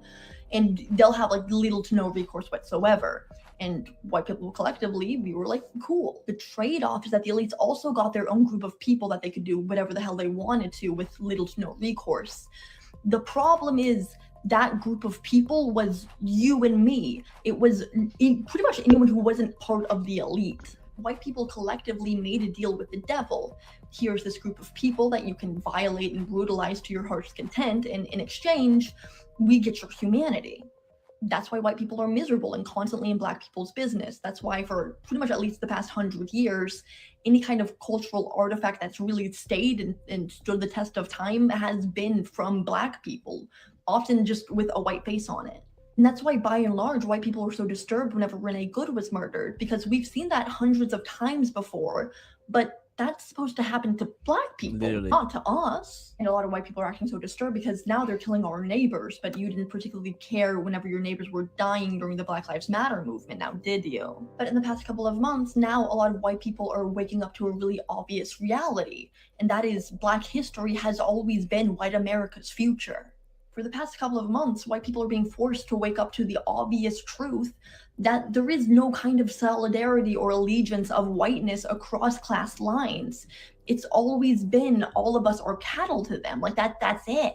But all of this is why I wasn't surprised at all when It's just that white people are the majority. So it bodes well for the elites to make sure that the white people are on their side. Now, if black people were the majority, then of course they would give black people free reign to do to the whites whatever. You know what I'm saying? So it ain't about the race. It's all about what they can use you for. Like Yeah, it's about the Benjamins, and it's always been about the Benjamins, and that's what they did. They made sure that the white people turned on, made sure that they kept the lower class white people and black people fighting with each other. Meanwhile, they're filling up their pockets, and they're doing the same thing today. It's not a new game. It's nothing new under the sun, and they've always done this. It's part of the game, Meanwhile, they stay richer and richer. They get rich off of it. Yeah, they get rich off of it. Even like with social media. Look how that rabbit hole they took you down on your timeline the other day on your other social media platform, because drama sells. And so as long as they can keep everybody fighting each other, everybody still, you're not going to pay attention to what they're doing, i.e. Epstein Island. Right. Okay? Because while we were doing, while we were doing all of that, where was everybody at? Everybody was at Epstein Island. The elites was, that's where the elites was at. Yeah, the elites was in the island doing whatever they wanted to do. Meanwhile, America's fighting each other over BS. Right, we getting shot up in the damn streets while Trump having parties in Mar-a-Lago with dog costumes and shit. Yeah, like weird ass elite masquerade parties.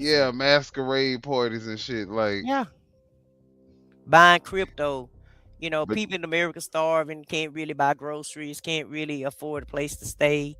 And meanwhile, you know, he filling up his pockets with cryptocurrency.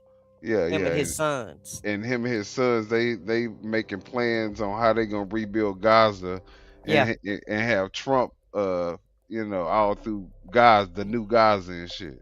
Building peace boards that you gotta pay for. They probably watching videos of people getting slaughtered while the people are in Gaza. They are. The new batch of Oh, didn't mean to do that. No, I'm done. Go ahead. No, So on the screen, we have a picture of all of the people. young. But if it was really that bad, why weren't there more slave rebellions? There were slave rebellions throughout the South. Oh yeah, lynched hold on. Let me tell a y'all. lot- Fun. Mementos. Black people would be skinned, and then their skin would be turned into human leather. Here's a group of people who we deem as worthless, and y'all can torture them and do whatever the hell you want with them. And they'll have like little to no recourse whatsoever. And white people collectively, we were like, cool. The trade-off is that the elites also got their own group of people that they could do whatever the hell they wanted to with little to no recourse. The problem is that group of people was you and me. It was pretty much anyone who wasn't part of the elite. White people collectively made a deal with the devil. Here's this group of people that you can violate and brutalize to your heart's content, and in exchange, we get your humanity. That's why white people are miserable and constantly in black people's business. That's why for pretty much at least the past 100 years, any kind of cultural artifact that's really stayed and stood the test of time has been from black people, often just with a white face on it. And that's why, by and large, white people were so disturbed whenever Renee Good was murdered, because we've seen that hundreds of times before, but that's supposed to happen to black people, Literally. not to us. And a lot of white people are acting so disturbed because now they're killing our neighbors, but you didn't particularly care whenever your neighbors were dying during the Black Lives Matter movement, now did you? But in the past couple of months, now a lot of white people are waking up to a really obvious reality, and that is black history has always been white America's future. For the past couple of months, white people are being forced to wake up to the obvious truth that there is no kind of solidarity or allegiance of whiteness across class lines. It's always been all of us are cattle to them, like that's it. But all of this is why I wasn't surprised at all when in the new batch of files that were just released, there was like an email or something where somebody said that they didn't want any of the children they were planning on doing things with to be black, because duh. Any white person could violate a black person and get away with it. That's just the way the world is. But to do all of the things that we did to black people onto other white people, that's power. Brutalizing black people just doesn't really fuel the ego for them in the way that hurting white people does. These people aren't in some way attracted to their victims. That's never the case with sexual assault. These people get off on the kind of power and rush they feel, the thrill of having violated That makes sense. something of value and then being able to get away with it. It's the same way that a lot of men will sexually harass or batter women doing notably better than them. It fuels their ego, like being able to violate her and get away with it. This has always been going on. We have always known that this has always been going on. The problem is you didn't think that you would be in this position whenever push came to shove. You thought it was just going to be the black people. Hey man, y'all gotta do a deep dive into the files, bro. It gets so wicked. Anytime I really talk about stuff of that nature, YouTube or age restrict my. Yeah, well, that was a very interesting take by that young lady. Yeah, she have a very interesting opinion, don't she? Mm-hmm. Things And I that mean, make the you thing, say, that makes sense. I mean, we've been torturing and degrading black people for decades now, centuries. So that's no longer fun. Let's go take it to a different level. I don't know. I don't either. But a very interesting opinion. Nonetheless, y'all tell us what y'all think. And then also, before, I think this is one of our last clips, which is great because we're right on target for the time that we wanted to be online. Great. Absolutely. So y'all hit the like button also. Thank y'all for being in here. Even if y'all don't agree We just truly appreciate the support. Independent journalism. That's right. We don't, we can hear all sides, even the ones that we don't like. All right, so let's look at this clip. It's talking about it's basically during the hearing, where one of the guys who was interrogating Besson, basically they get into a little heated argument. So let's look at it. Secretary Bassett, if I'm not mistaken, you were working in the financial service industry during the late 1980s, correct? I was. Thank you. And well, I'm wondering, do you recall or you're knowledgeable of the Keating 5 scandal back then? Yes, sir. And I will point out that I was. I don't want to. No. I will point out that limited time. I have limited time. The gentleman is from the secretary. Is the gentleman from New York Times? No. I just want to make sure that everyone knows. Mr. Meek said no. No, that's what Besson. He was like, no. Let me say. 5 scandal. Look. I don't want to. No. I will point out that limited time. I have limited time. I identified. The gentleman is from the secretary. Is the gentleman from New York Times? Oh, I thought that was Congressman Meek saying that. Nah. He's talking about no. Let me say what I gotta say. Yeah, and he got this creepy smile on his face. Every time I see him talk, it reminds me of that movie Smile. If y'all ever seen that movie Smile. I seen it. Every time I see him talking this ear, it reminds me of that movie Smile. He do favor him, don't he? With that crazy ass smile on his face. So, but he's the Treasury Secretary, so he watches over our money. Right. That's why he's so happy all the time. Yeah, happy. Scandal involved 5 U.S. senators accused of pressuring the Federal Home Loan Bank Board to expedite and give more consideration to the case of Charles Keating Jr., who ran the California-based Lincoln Savings and Loans. It led to a 14-month investigation unveiling how 5 U.S. senators and staff ended up with more than $1 million in contributions, 4 trips to the Bahamas, and all expenses paid stays at resort hotels. What? Following the scandal, the industry saw sweeping regulatory changes that was launched by then President George H.W. Bush. Now, Mr. Secretary, I'm sure you can agree conflicts of interest and improper influence by U.S. elected officials over bank regulators weaken supervisory independence and ultimately impose massive losses on consumers and taxpayers. I think that we can all agree upon that. And as we know, the basic lessons from the post-Keating reforms still applies today when the Office of the Comptroller of Currency, the OCC, is deciding to get a bank charter. I think we can stimulate that.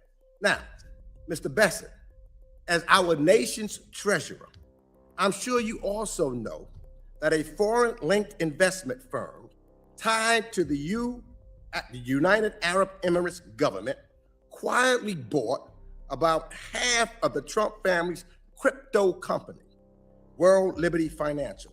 What? And you know what's even crazy about it? Because I did watch this clip already. The fact that this overseas country just bought half of the president of the United States, him and his family's, cryptocurrency business. That's already, in my mind, corrupt. That compromises him, don't it? To me, it feels very compromising. But speaking of President Trump, let me look at this poll real quick. I do want to kind of let you guys know where the poll stands. So far we have 102 votes, and 88% would vote for Jesus and 12% would vote for Trump. I don't believe that. Yeah, I think that Trump should be higher, huh? Yeah, yeah. It's like when they kind of embarrassed about him also. Right, because a lot of them, play like they didn't vote for him the first time, but they actually went in there and voted for him. It's like the KKK. When they go out, they have to go out in full mass. They don't. Unless we got a lot of supporters that support us in the chat tonight. If we do, they're not putting much in the chat because it looks like it's more opposition in the chat than it is supporters things like this a stupid question, and I don't see anything stupid about asking about a president Who you would family vote? purchasing Oh yeah. cryptocurrency. Yeah, getting cryptocurrency for his family while he's in office. You're not supposed. That's they're violating the emoluments clause. You know, Absolutely. especially when And it's just a conflict of interest it because really is, because remember when Hunter Biden was working for Ukraine? I can't, stress this enough. He made $50,000 and the Republicans went crazy. $50,000 now. Tom Holman took $50,000. Yeah, in a brown paper bag. In a brown paper bag Mhm. from a federal agent. Yes.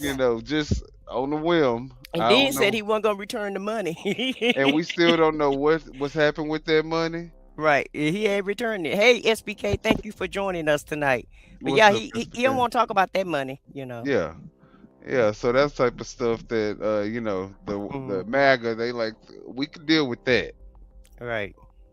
We okay with him making deals with other countries. And we're okay. I'm okay with this question because I want to know the At answer. the very same time, the president of the United States was dealing with that country on foreign policy. Now, Eric Trump. He dealing with him on foreign policy? At the same time that they making time? deals to sell half of Wow. his family's country? Wow. Is that a money laundering scheme? What is going on here? I don't know what the emolument clause is going on, child. I just don't know. Like, what? And nobody's saying nothing? Where's the outrage? Well, they say it's a stupid question. We shouldn't be questioning him about his currency and his purchases while And he's how in he office. And how he make his money, because we're all jealous of that.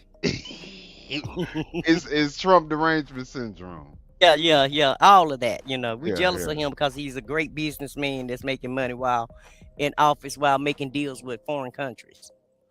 Let's see what Besant has to say, because he got to defend him too. So The president's son and co-founder of World Liberty Financial said, and I quote, "I'm not going to get into who the investors are, but I've got some pretty meaningful investors," end of quote. I bet you do. Lack of transparency. And it didn't end there. When Trump fans brought the tokens, they thought they were getting the deal of a century. Now this the But part what we they got to didn't pay know attention to. was that only Trump and his sons had the sole power to decide who can sell the token and when. Today, the price of the token has fallen over 50%, and the Trump fans who bought the token are now begging to get out. Now, I'm pause. You knew I was. Look. You mean to tell me he done had them folks buying that crypto, and now they can't get their money, and they got to go through his sons to sell it? Right. And now they The can't biggest get their scheme, the biggest scheme. I mean, they can't get their money. The stock done fell. 50%, about 500 or whatever. How he did it said. fall that quick? Because it was a scheme from the beginning. Whew, this is They a great probably book. unloaded that whole thing. After they got all that money, they probably went ahead and cashed out half of that, half of what they got. Is And this business 101 in America? In the new United States of America? this Is this how the the new people. business route? This is how the MAGAs like to be treated. This is how they like to be treated. So basically, he got them on the leash. Right, Kill God. Wow. Wow is right. You can't make this up. Yeah, this is crazy. Our president is holding the American people's money hostage. First, he threatened them in the email to tell them to do a survey, or else ICE is coming to their house. And now he's holding them hostage. He's holding their money hostage, and everybody's still.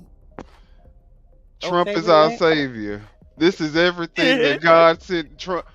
God sent Trump down here to do this to us.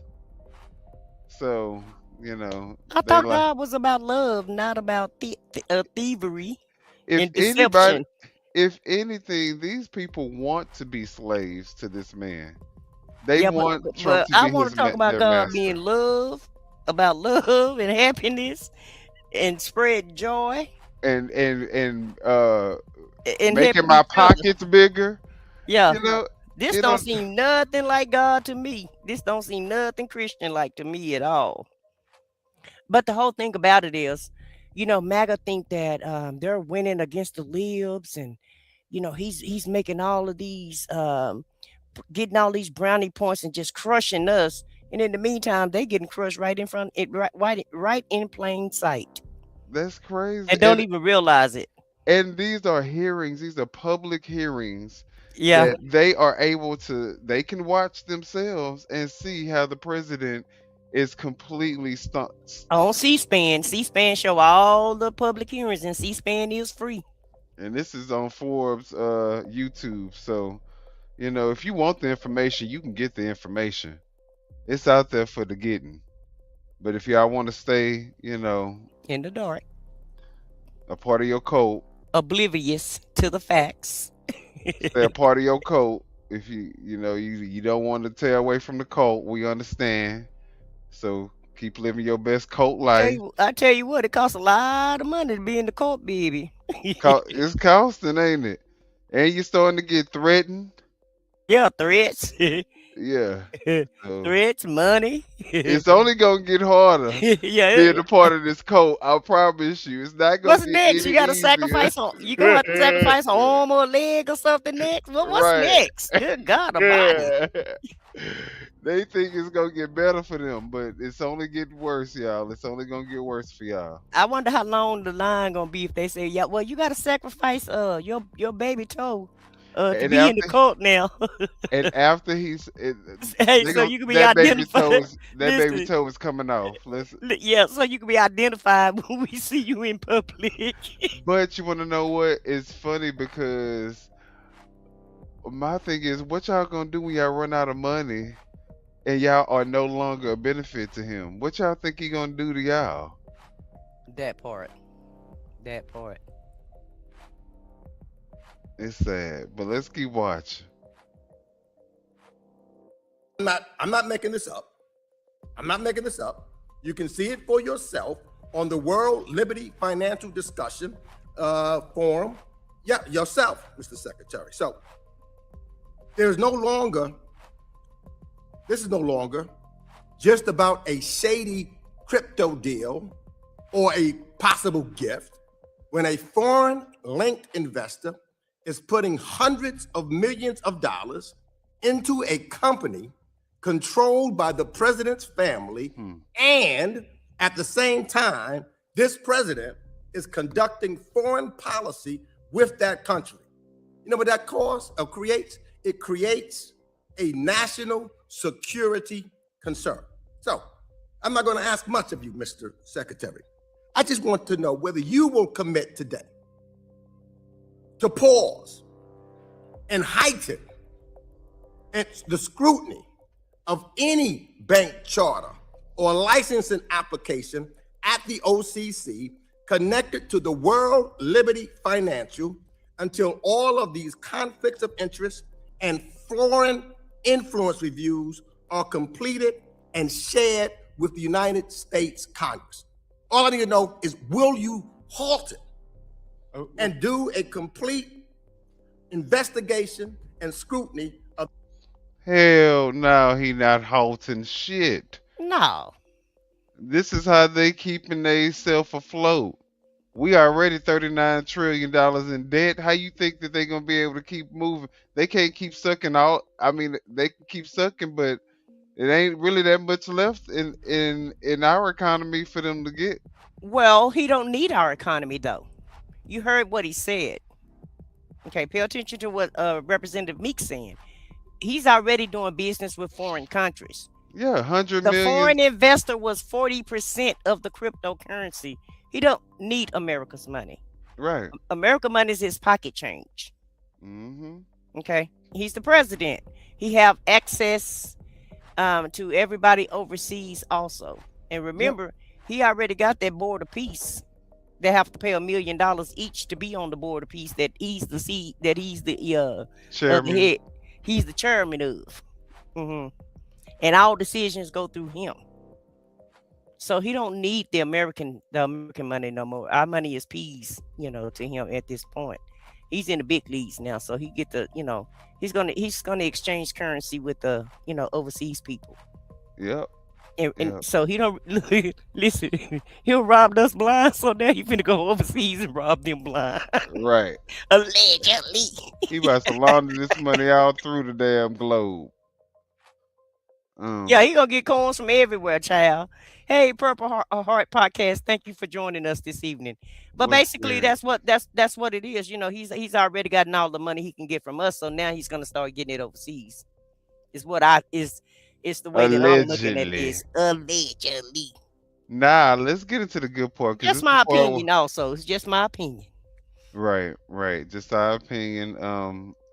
And we can put our good girl Joan up on here. Allegedly.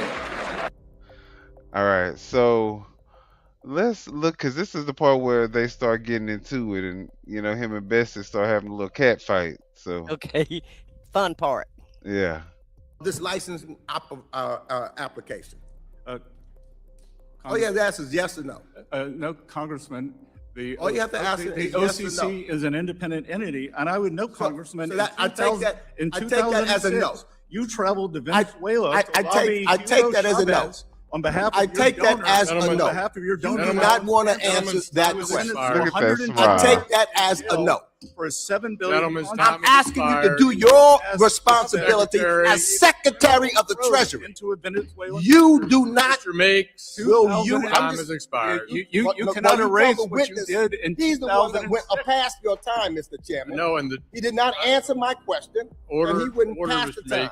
He had 6 seconds left to try to answer your question, and it was a yes or no. It was a yes or no answer. I asked exactly. No, it was a yes or no. OCC is gentleman. That take 90 seconds to say. Exactly. He had shit. That old dumbass bullshit. No, sir. You see this man going off on a tangent trying to heckle this man about some dumbass shit that ain't got nothing to do with what he just asked him. Make him either answer the question or shut the hell up. It's always deflection when you catch them in the act. When you're giving facts, they don't like the facts. And so it's always, that's one thing they know how to do, though. They know how to deflect. They know how to change the subject, and they know how to not answer a question with a non-answer. Right. And when you have pieces of shit, people like him who's running the damn hearing, temporarily. Seats are limited. Okay, well, let's finish the last few seconds. Stop covering for the president. Stop being his flunky. Oh. And gentlemen. He's talking to me. They don't want Maxine up. 2006 trip to Venezuela. Stop covering for the president. Don't be a flunky. Work for the American people. Mr. Makes, trip to Venezuela. Work for the American people. Don't be a cover-up for a mob. Maybe you're going to see your friend Nicholas I will. in Brooklyn. Maxine said, as long as he talk, he talk. Auntie Maxine, he can talk long as he wants to. I love it. She said, "Now, fuck that. You talk too. He's talking. You keep talking. Because as long as he's talking, he's gonna talk. So shut him up, and I'll shut my man up." Yeah, you point that gavel at Bessett's ass, whatever his name is, and tell him to shut the hell up. Maxine was over there taking a nap. See. Yeah, they woke up. Yeah, they woke up with that creepy ass smile on his face. Please, I recognize the gentleman from Texas, Mr. Sessions. All right. Well. Oh, Auntie woke up, baby. That woke up. She said, "No, nah, let him talk." First, she say, "Let him talk. He talk long as he talk, he gonna talk." Right. She started coordinating like she was in the middle of traffic.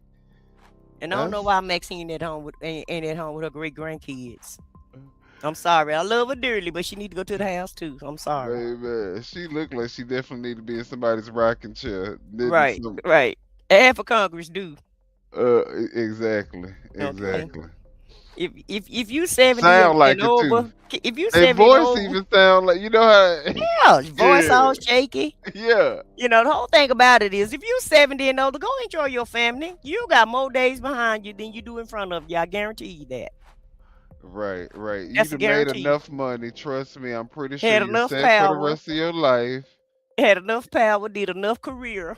Right. You know, if your career was careering for 40 and 50, 60 years and you're in Congress and you've been there since you was 18, please go home. Go to your vacation house and Yeah, go spend some time with your family and let somebody fresh come in there that know how to work the phone and the internet and all of that, because y'all don't even know how to do all that.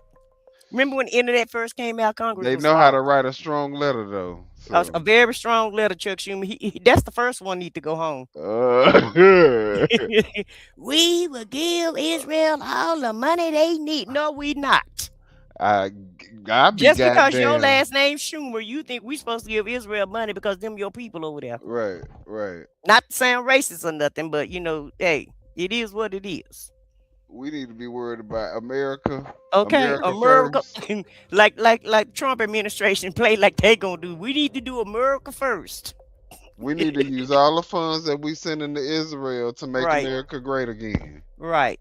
Because the way that these streets be looking Mhm. all across the damn nation. All the urban neighborhoods are tore down to the ground. Yeah, we need all that money. We don't need to send nobody else no money. We need to keep all the money to ourselves. And even the neighborhoods that they so-called is fixed up ain't really fixed up when it compares to other countries. Look at how modernized Japan and China Tokyo is. and yeah, exactly. Look at all the nice stuff they have in Beijing new and modernization and they got robot police officers now. Yeah. And, you know, so they got robot corner stores where they ain't even gotta have the no robot. Not that we promoting that robots take their jobs, but in China and in Japan, the robot at McDonald's fix your meal. Okay. Yeah, and I Ain't mean, no people in there fixing nothing. the thing about that is that it opens up the door for people to start studying and practicing in actual fields that can help them grow in their career versus having to start off at a damn fast food restaurant.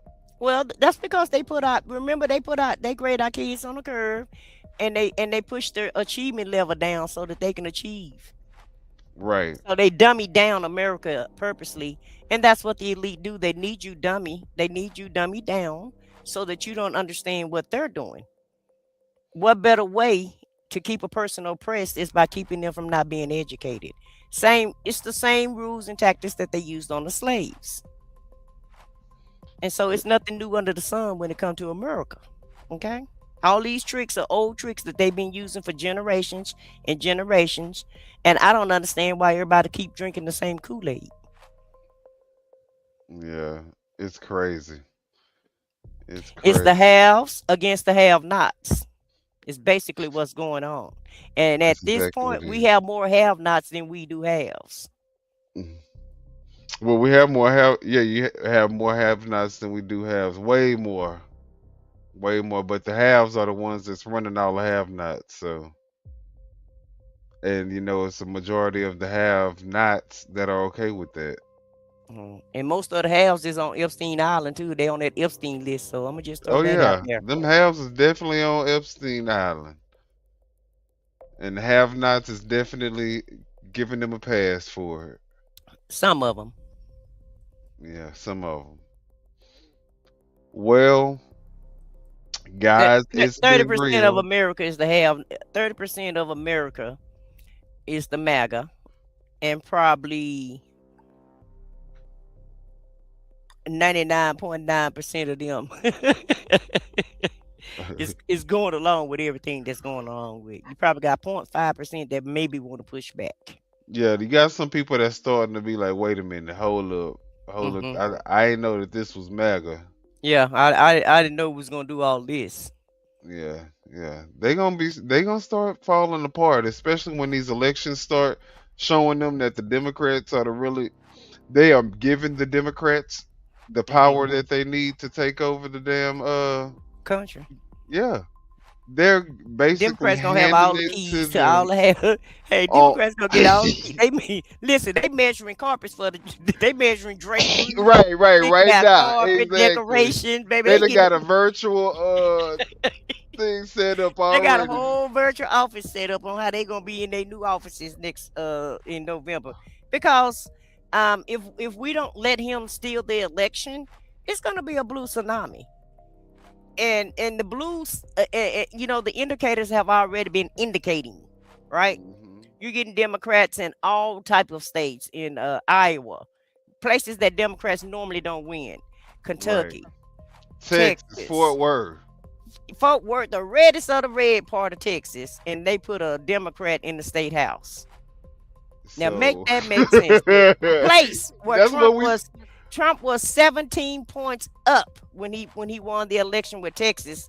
And guess what his approval rating is now? 34 points. Now he's negative 17 in Texas. Can you believe? In red, hard, blood red Texas, Trump is negative 17 points behind in the polls. That's how popular he is. That's why we were talking about keep doing what you're doing, Trump. But see, you want to know what we were talking about? Keep doing what you're doing, but back a few months ago, before ICE started killing people, and you know, we didn't know he was gonna be, you know, he out of control. He is really out of control now. He's out of control and unhinged, and they need to rein him in. They really do. And I really can't believe that there's so many people that still be in the chat. You know, I know that there's a lot of bots and stuff like that, but it's just hard to believe that with what Trump is doing and causing the chaos that he's causing, it's okay to have normal hatred and division that he's already, you know, kind of brewing up between the two parties. But now he's taking it to a whole new level, and he will even shun your even if you MAGA and you got your own opinion, and for one of the things out of all the things that you support him on, if one thing that you say something that you don't like, he will completely disregard you. You know, seek the people out on you. Dogs, yeah. Popo, all kind of popo. That's a sad life to have to be a part of. Got to use your powers to be to retaliate against the American public. That is crazy. I want to address this comment though. When you finish, I'm gonna address this comment here. Well, no, I was just gonna say these MAGA people give their whole livelihoods, their whole life, everything that they, you know, their being to be MAGA, and to know that Donald Trump, you only as good as much things that you agree with him on, or as long as he needs you to be, or as long as you as long as you can help him. Right, there you go. So Fish Gear, a subscriber said, I don't want to say their names because I need to try to get in the habit of just saying one of our subscribers. So one of our subscribers said Texas has Democrat ran cities for the past 2 decades. Be honest, I never said that we didn't. What I did say is Fort Worth is a red portion of Texas. Okay, do you know the last time a Democrat won in Fort Worth, Texas? 31 years ago, either 31 or 37. It's in the 30s. I think it's 31 years. It's been 31 years since a Democrat has won in that area, in that district. So yes, it's gonna be a blue tsunami. Okay, because if you got Democrats winning it after 30 years, same thing in Florida. Democrats don't win in Florida. It's been over 20 years since a Democrat won in Florida, but now you got Democrats winning. So that's what we're trying to tell you guys. So y'all just keep up the good work. Keep doing what you're doing.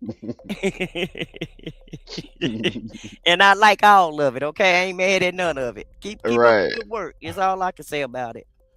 Absolutely. Because, I mean, the blue wave that is about to hit America when these elections come, I mean, like, I don't even know if it's going to be called a wave. It's going to be a tsunami. No one is okay. They're going to say it's rigged. You know, no matter what happens, it's going to be rigged. But, you know, like I said a while ago, it's got to be too big to rig. Okay, we got to win. It's got to be. We got to win big, so they can't holler that it's rigged. So it's got to be too big to rig. to rig, and I guarantee you that's what's going to happen, because you have a lot of people that's not going along with what these tactics and policies are in this administration, and people are not happy. People are not happy about what's going on right now. So, make sure you get your voter registration ready. Make sure you get your real ID for your real ID states. Dot your Right. I's and cross your T's. Because So we ICE can is go gonna through the be out in full yeah. effect. Don't let ICE intimidate you if they're at the polls, because Go they in can't really do packs. nothing to you. Go in Go in packs, yeah. packs. Go in packs and make a plan, Stan. Take y'all German shepherds and Rottweilers and Right. all the stuff y'all need to That protect part. Get your yourself. mace just in Get your case. mace just in case.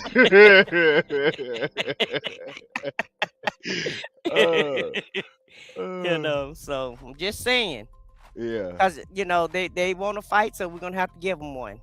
And I'm not talking about a literal fight. I'm talking about a fight at the polls. A fight at the polls, and we're gonna be ready. Mm-hmm. And they are not going to intimidate or scare anybody away from the polls. Yeah. And they're going to see, even with all of the ICE presence, they are going to get beat so badly. Right. And we're going to be right here to report it. And it's going to make it even more embarrassing for the MAGA and the Republican Party. So we are definitely going to be here to report it. Y'all hit the like button. And this is a very true statement. Definitely check your voter registration often, because just because you're registered today doesn't mean that these Republicans are gonna stay registered tomorrow. Here in some of the southern states, they took a lot of people off the voting rolls. So definitely check your voter registration and make sure that you are still registered to vote. You may have to reapply again. You never know. Because a lot of people, they are kicking them off of the voter rolls. Part of the voter suppression tactics that they're using. They're going to have all type of tactics to keep everybody from the polls. They're already starting right now. So just be prepared and be ready. And it's so funny. I think this is a MAGA person right here. They say, you guarantee how? People are real happy with law and order. I think you said it best. People are happy with law and order, not illegal, Gestapo type unlawfulness running the streets causing chaos. That's not what people want. And so I think that you're absolutely right. This is the reason why Trump and no one that represents MAGA stands a chance in this new election. Yeah, he's playing out. A lot of people jumping off ship. They really are, because they're not gonna. They didn't sign up for all what he's doing. Even the average MAGA signed up for him to deport immigrants out of the country, but they didn't sign up for him to torture immigrants, torture everyday Americans, shoot people on the streets, busting out windows. They didn't running over little kids and little kids, deporting kids to other countries. I don't think MAGA trying to use kids as bait to lure people out. Like, it's the crazy movie shit that these people are doing that should not be in a real life government situation. Like, this is not America. This is a Tim Spielberg movie or whatever y'all want to call it, but this is not America. Right. Jim Grover, I don't know who. He says, "I'm astonished at the absolute ignorance I'm listening to. I have great empathy for these fools." What have we said that was ignorant? Well, since you have so much empathy, can you feel sorry for us and send us the $5 super chat or something? Show us the empathy. Show us the empathy that you have. And hit that like button on the way out. And hit that like button on the way out. All right. When did Republicans block Dems from voting? Come on now. Well, they just talked about it. We talked about it during the entire show. Well, some point in the show. You libs are not going to win. You two are psychopaths. Do you even know what a psychopath is? Because you obviously wouldn't be calling us that. Teachers had kids in schools fighting ICE. That's what they should. They should defend themselves. If they try, And that last comment was somebody who don't believe in the Constitution. What? The one that you just read about Oh, ICE. oh yeah. That's a non-constitutionalist. Standing behind ICE as if they can do no wrong. Exactly. It's insane.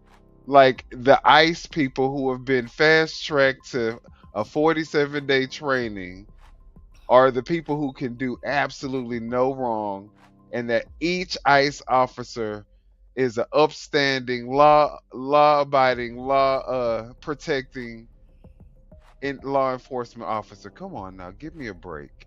Right. Even the regular police have to have bad apples. They have bad apples, but they also have to be investigated, and they have to be what do you call it?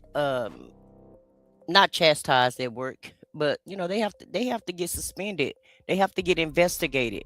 They have to be accountable for what they do. That's the word I'm looking for. Which is the reason why they have to be accountable. All other law enforcement have to be accountable other than ICE.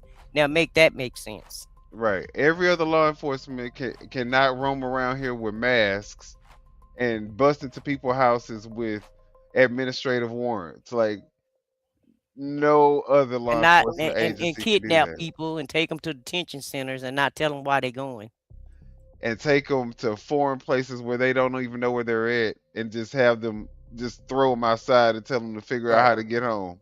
Right. Like, come on now. No due process, no lawyers are involved or none of that. And that's why it makes it hard to believe that these people are being serious. Like the MAGA supporters, like y'all not for real, because y'all know what these people are doing.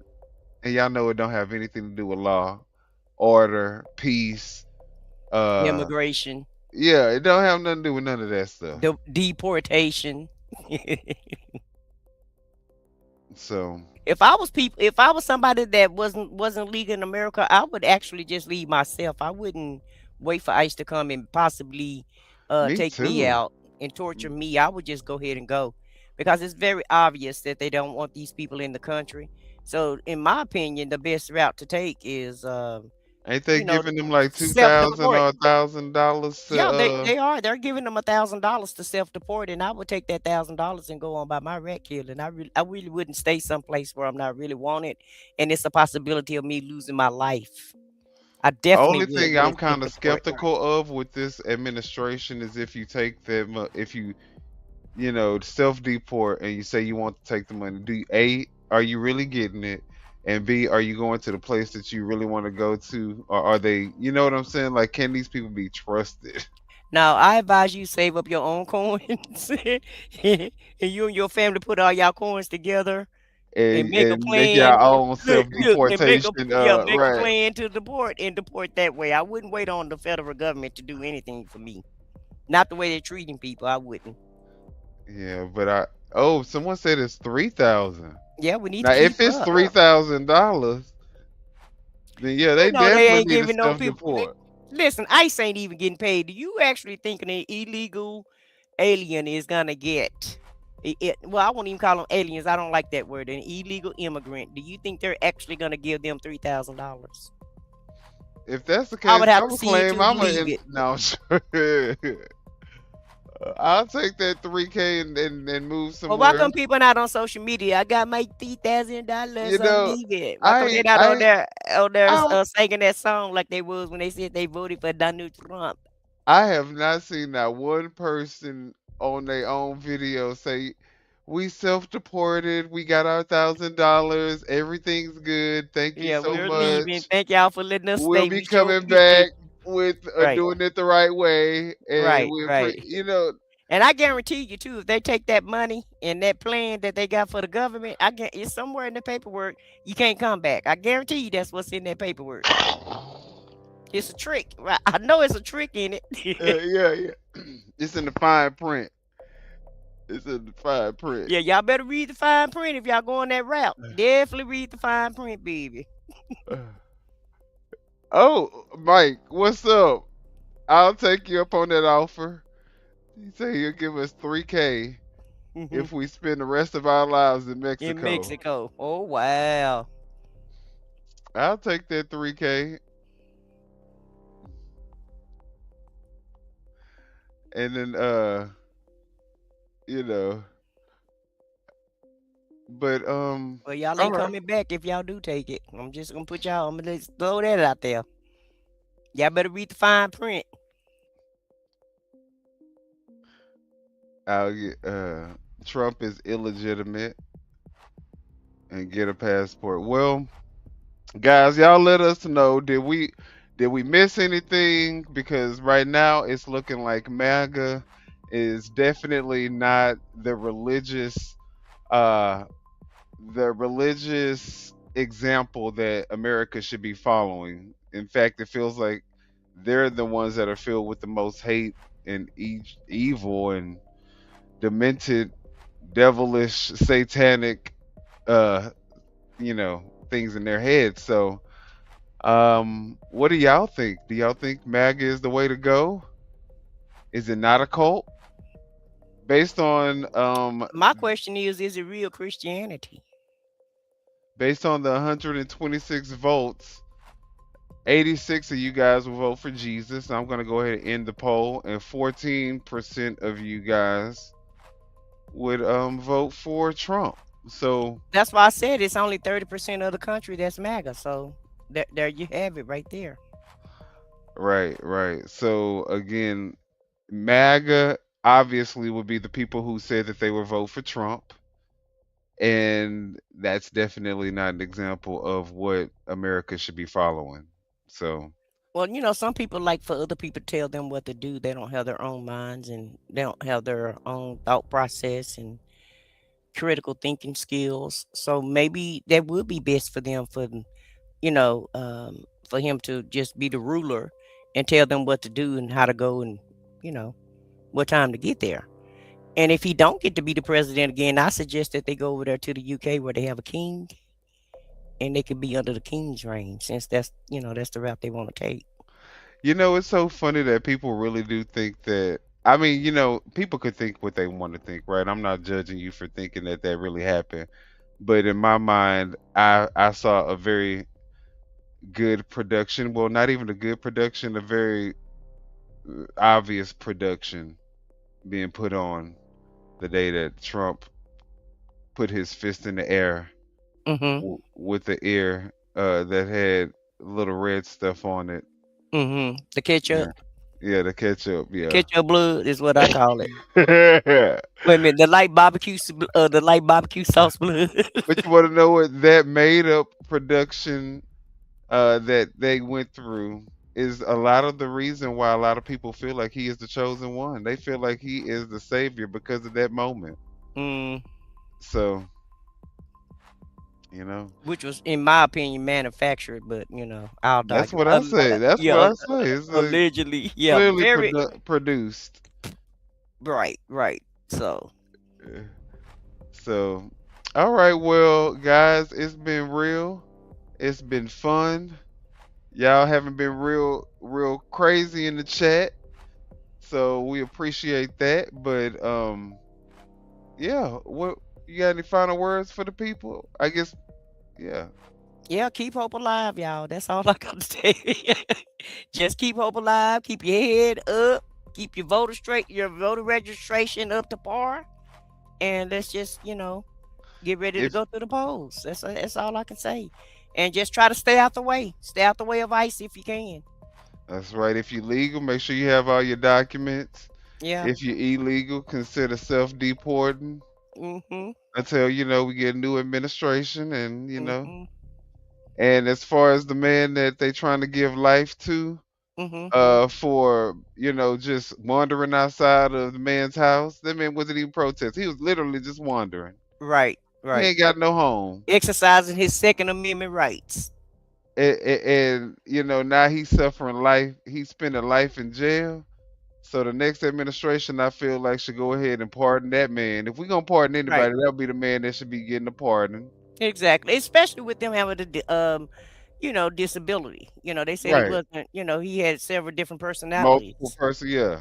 So that's unconstitutional right there within itself. He's already been declared, that he couldn't. What do you call it when you go to court and you can't comprehend?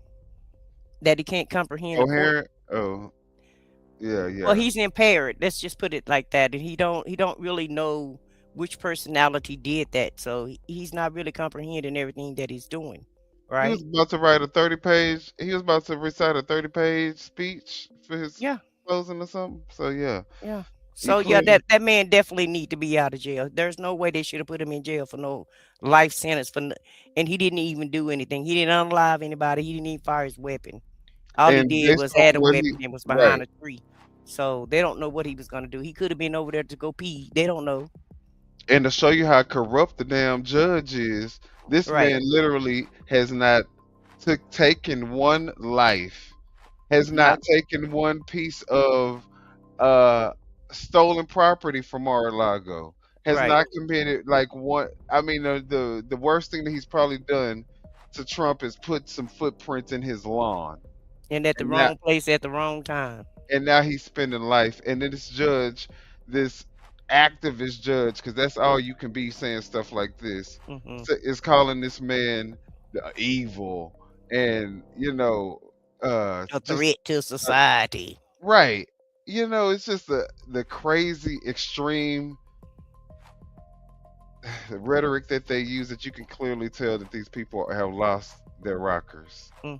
So, next president, give that man a pardon. But make sure that y'all represent for the Super Bowl. I don't even watch sports. I don't even watch the Super Bowl. But because Trump and his cronies and his minions and these maggots think that they're going to do something by having a turning point event, I most definitely will be making sure that I watch the halftime with Bad Bunny. Okay? Yeah, I think that's gonna backfire. Yeah, it definitely is. People who don't even care about the Super Bowl are now going to be tuned in to Bad Bunny's halftime show, thanks to Trump. Because anything Trump endorse or anything that MAGA do, the American public is the opposite of it. And so, it's the same thing in my opinion. Remember when they try to take Jimmy Kimmel down and try to take Don Lemon down? Right. Recently, it didn't do anything but magnify them. Exactly. You lifted them up. It lifted them up and made them more noticeable. Yeah. Yep. So keep trumping, keep trumping. You maggots keep maggoting. And we gonna keep reporting on all the crazy, foolish stuff that you guys tend to do on a daily basis. Right. All the havoc and chaos. All the havoc, all the chaos. Y'all hit the like button. Subscribe to I Said What I Said. To subscribe to Foxy 2 Roxy 3, who is not with us. She is pimp it down. She is under the weather right now. And she will be on with when she gets a little bit better. So y'all make sure y'all subscribe to her channel, and we are broadcasting live on her channel, so y'all hit the like button on there too. And then of course here on Off the Record, y'all like the video, subscribe to the channel. We truly appreciate all the support, and we will see you guys in the next live show. Thank you, everybody, and have a good night.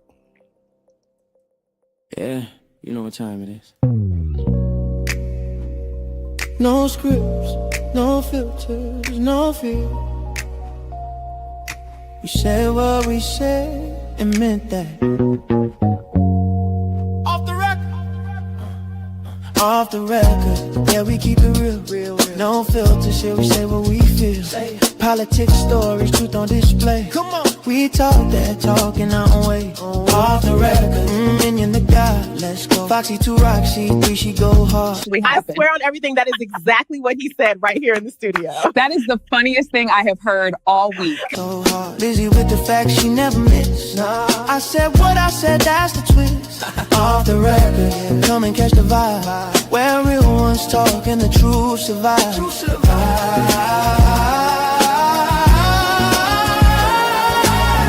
like truth, we don't just speak. Nah, we pull the roots from what they keep. From pain to progress, we light the flame. No spin, no script, we call it by name. Minion bring the vision, Foxy bring the flame. Lizzie drop a cease, it'll never be the same. I said what I said, say it loud, no shame. We take the truth global, remember the name. No apologies, no disguise, just soul and purpose in our eyes. We move with power, bold and free. Say it loud, you gon' feel this energy.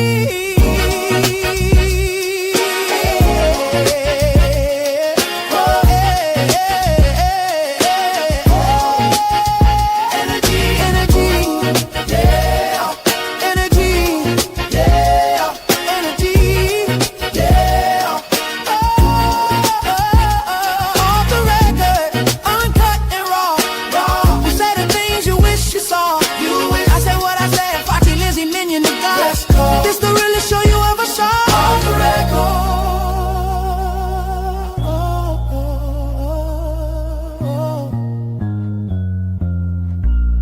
We said what we said. Off the record.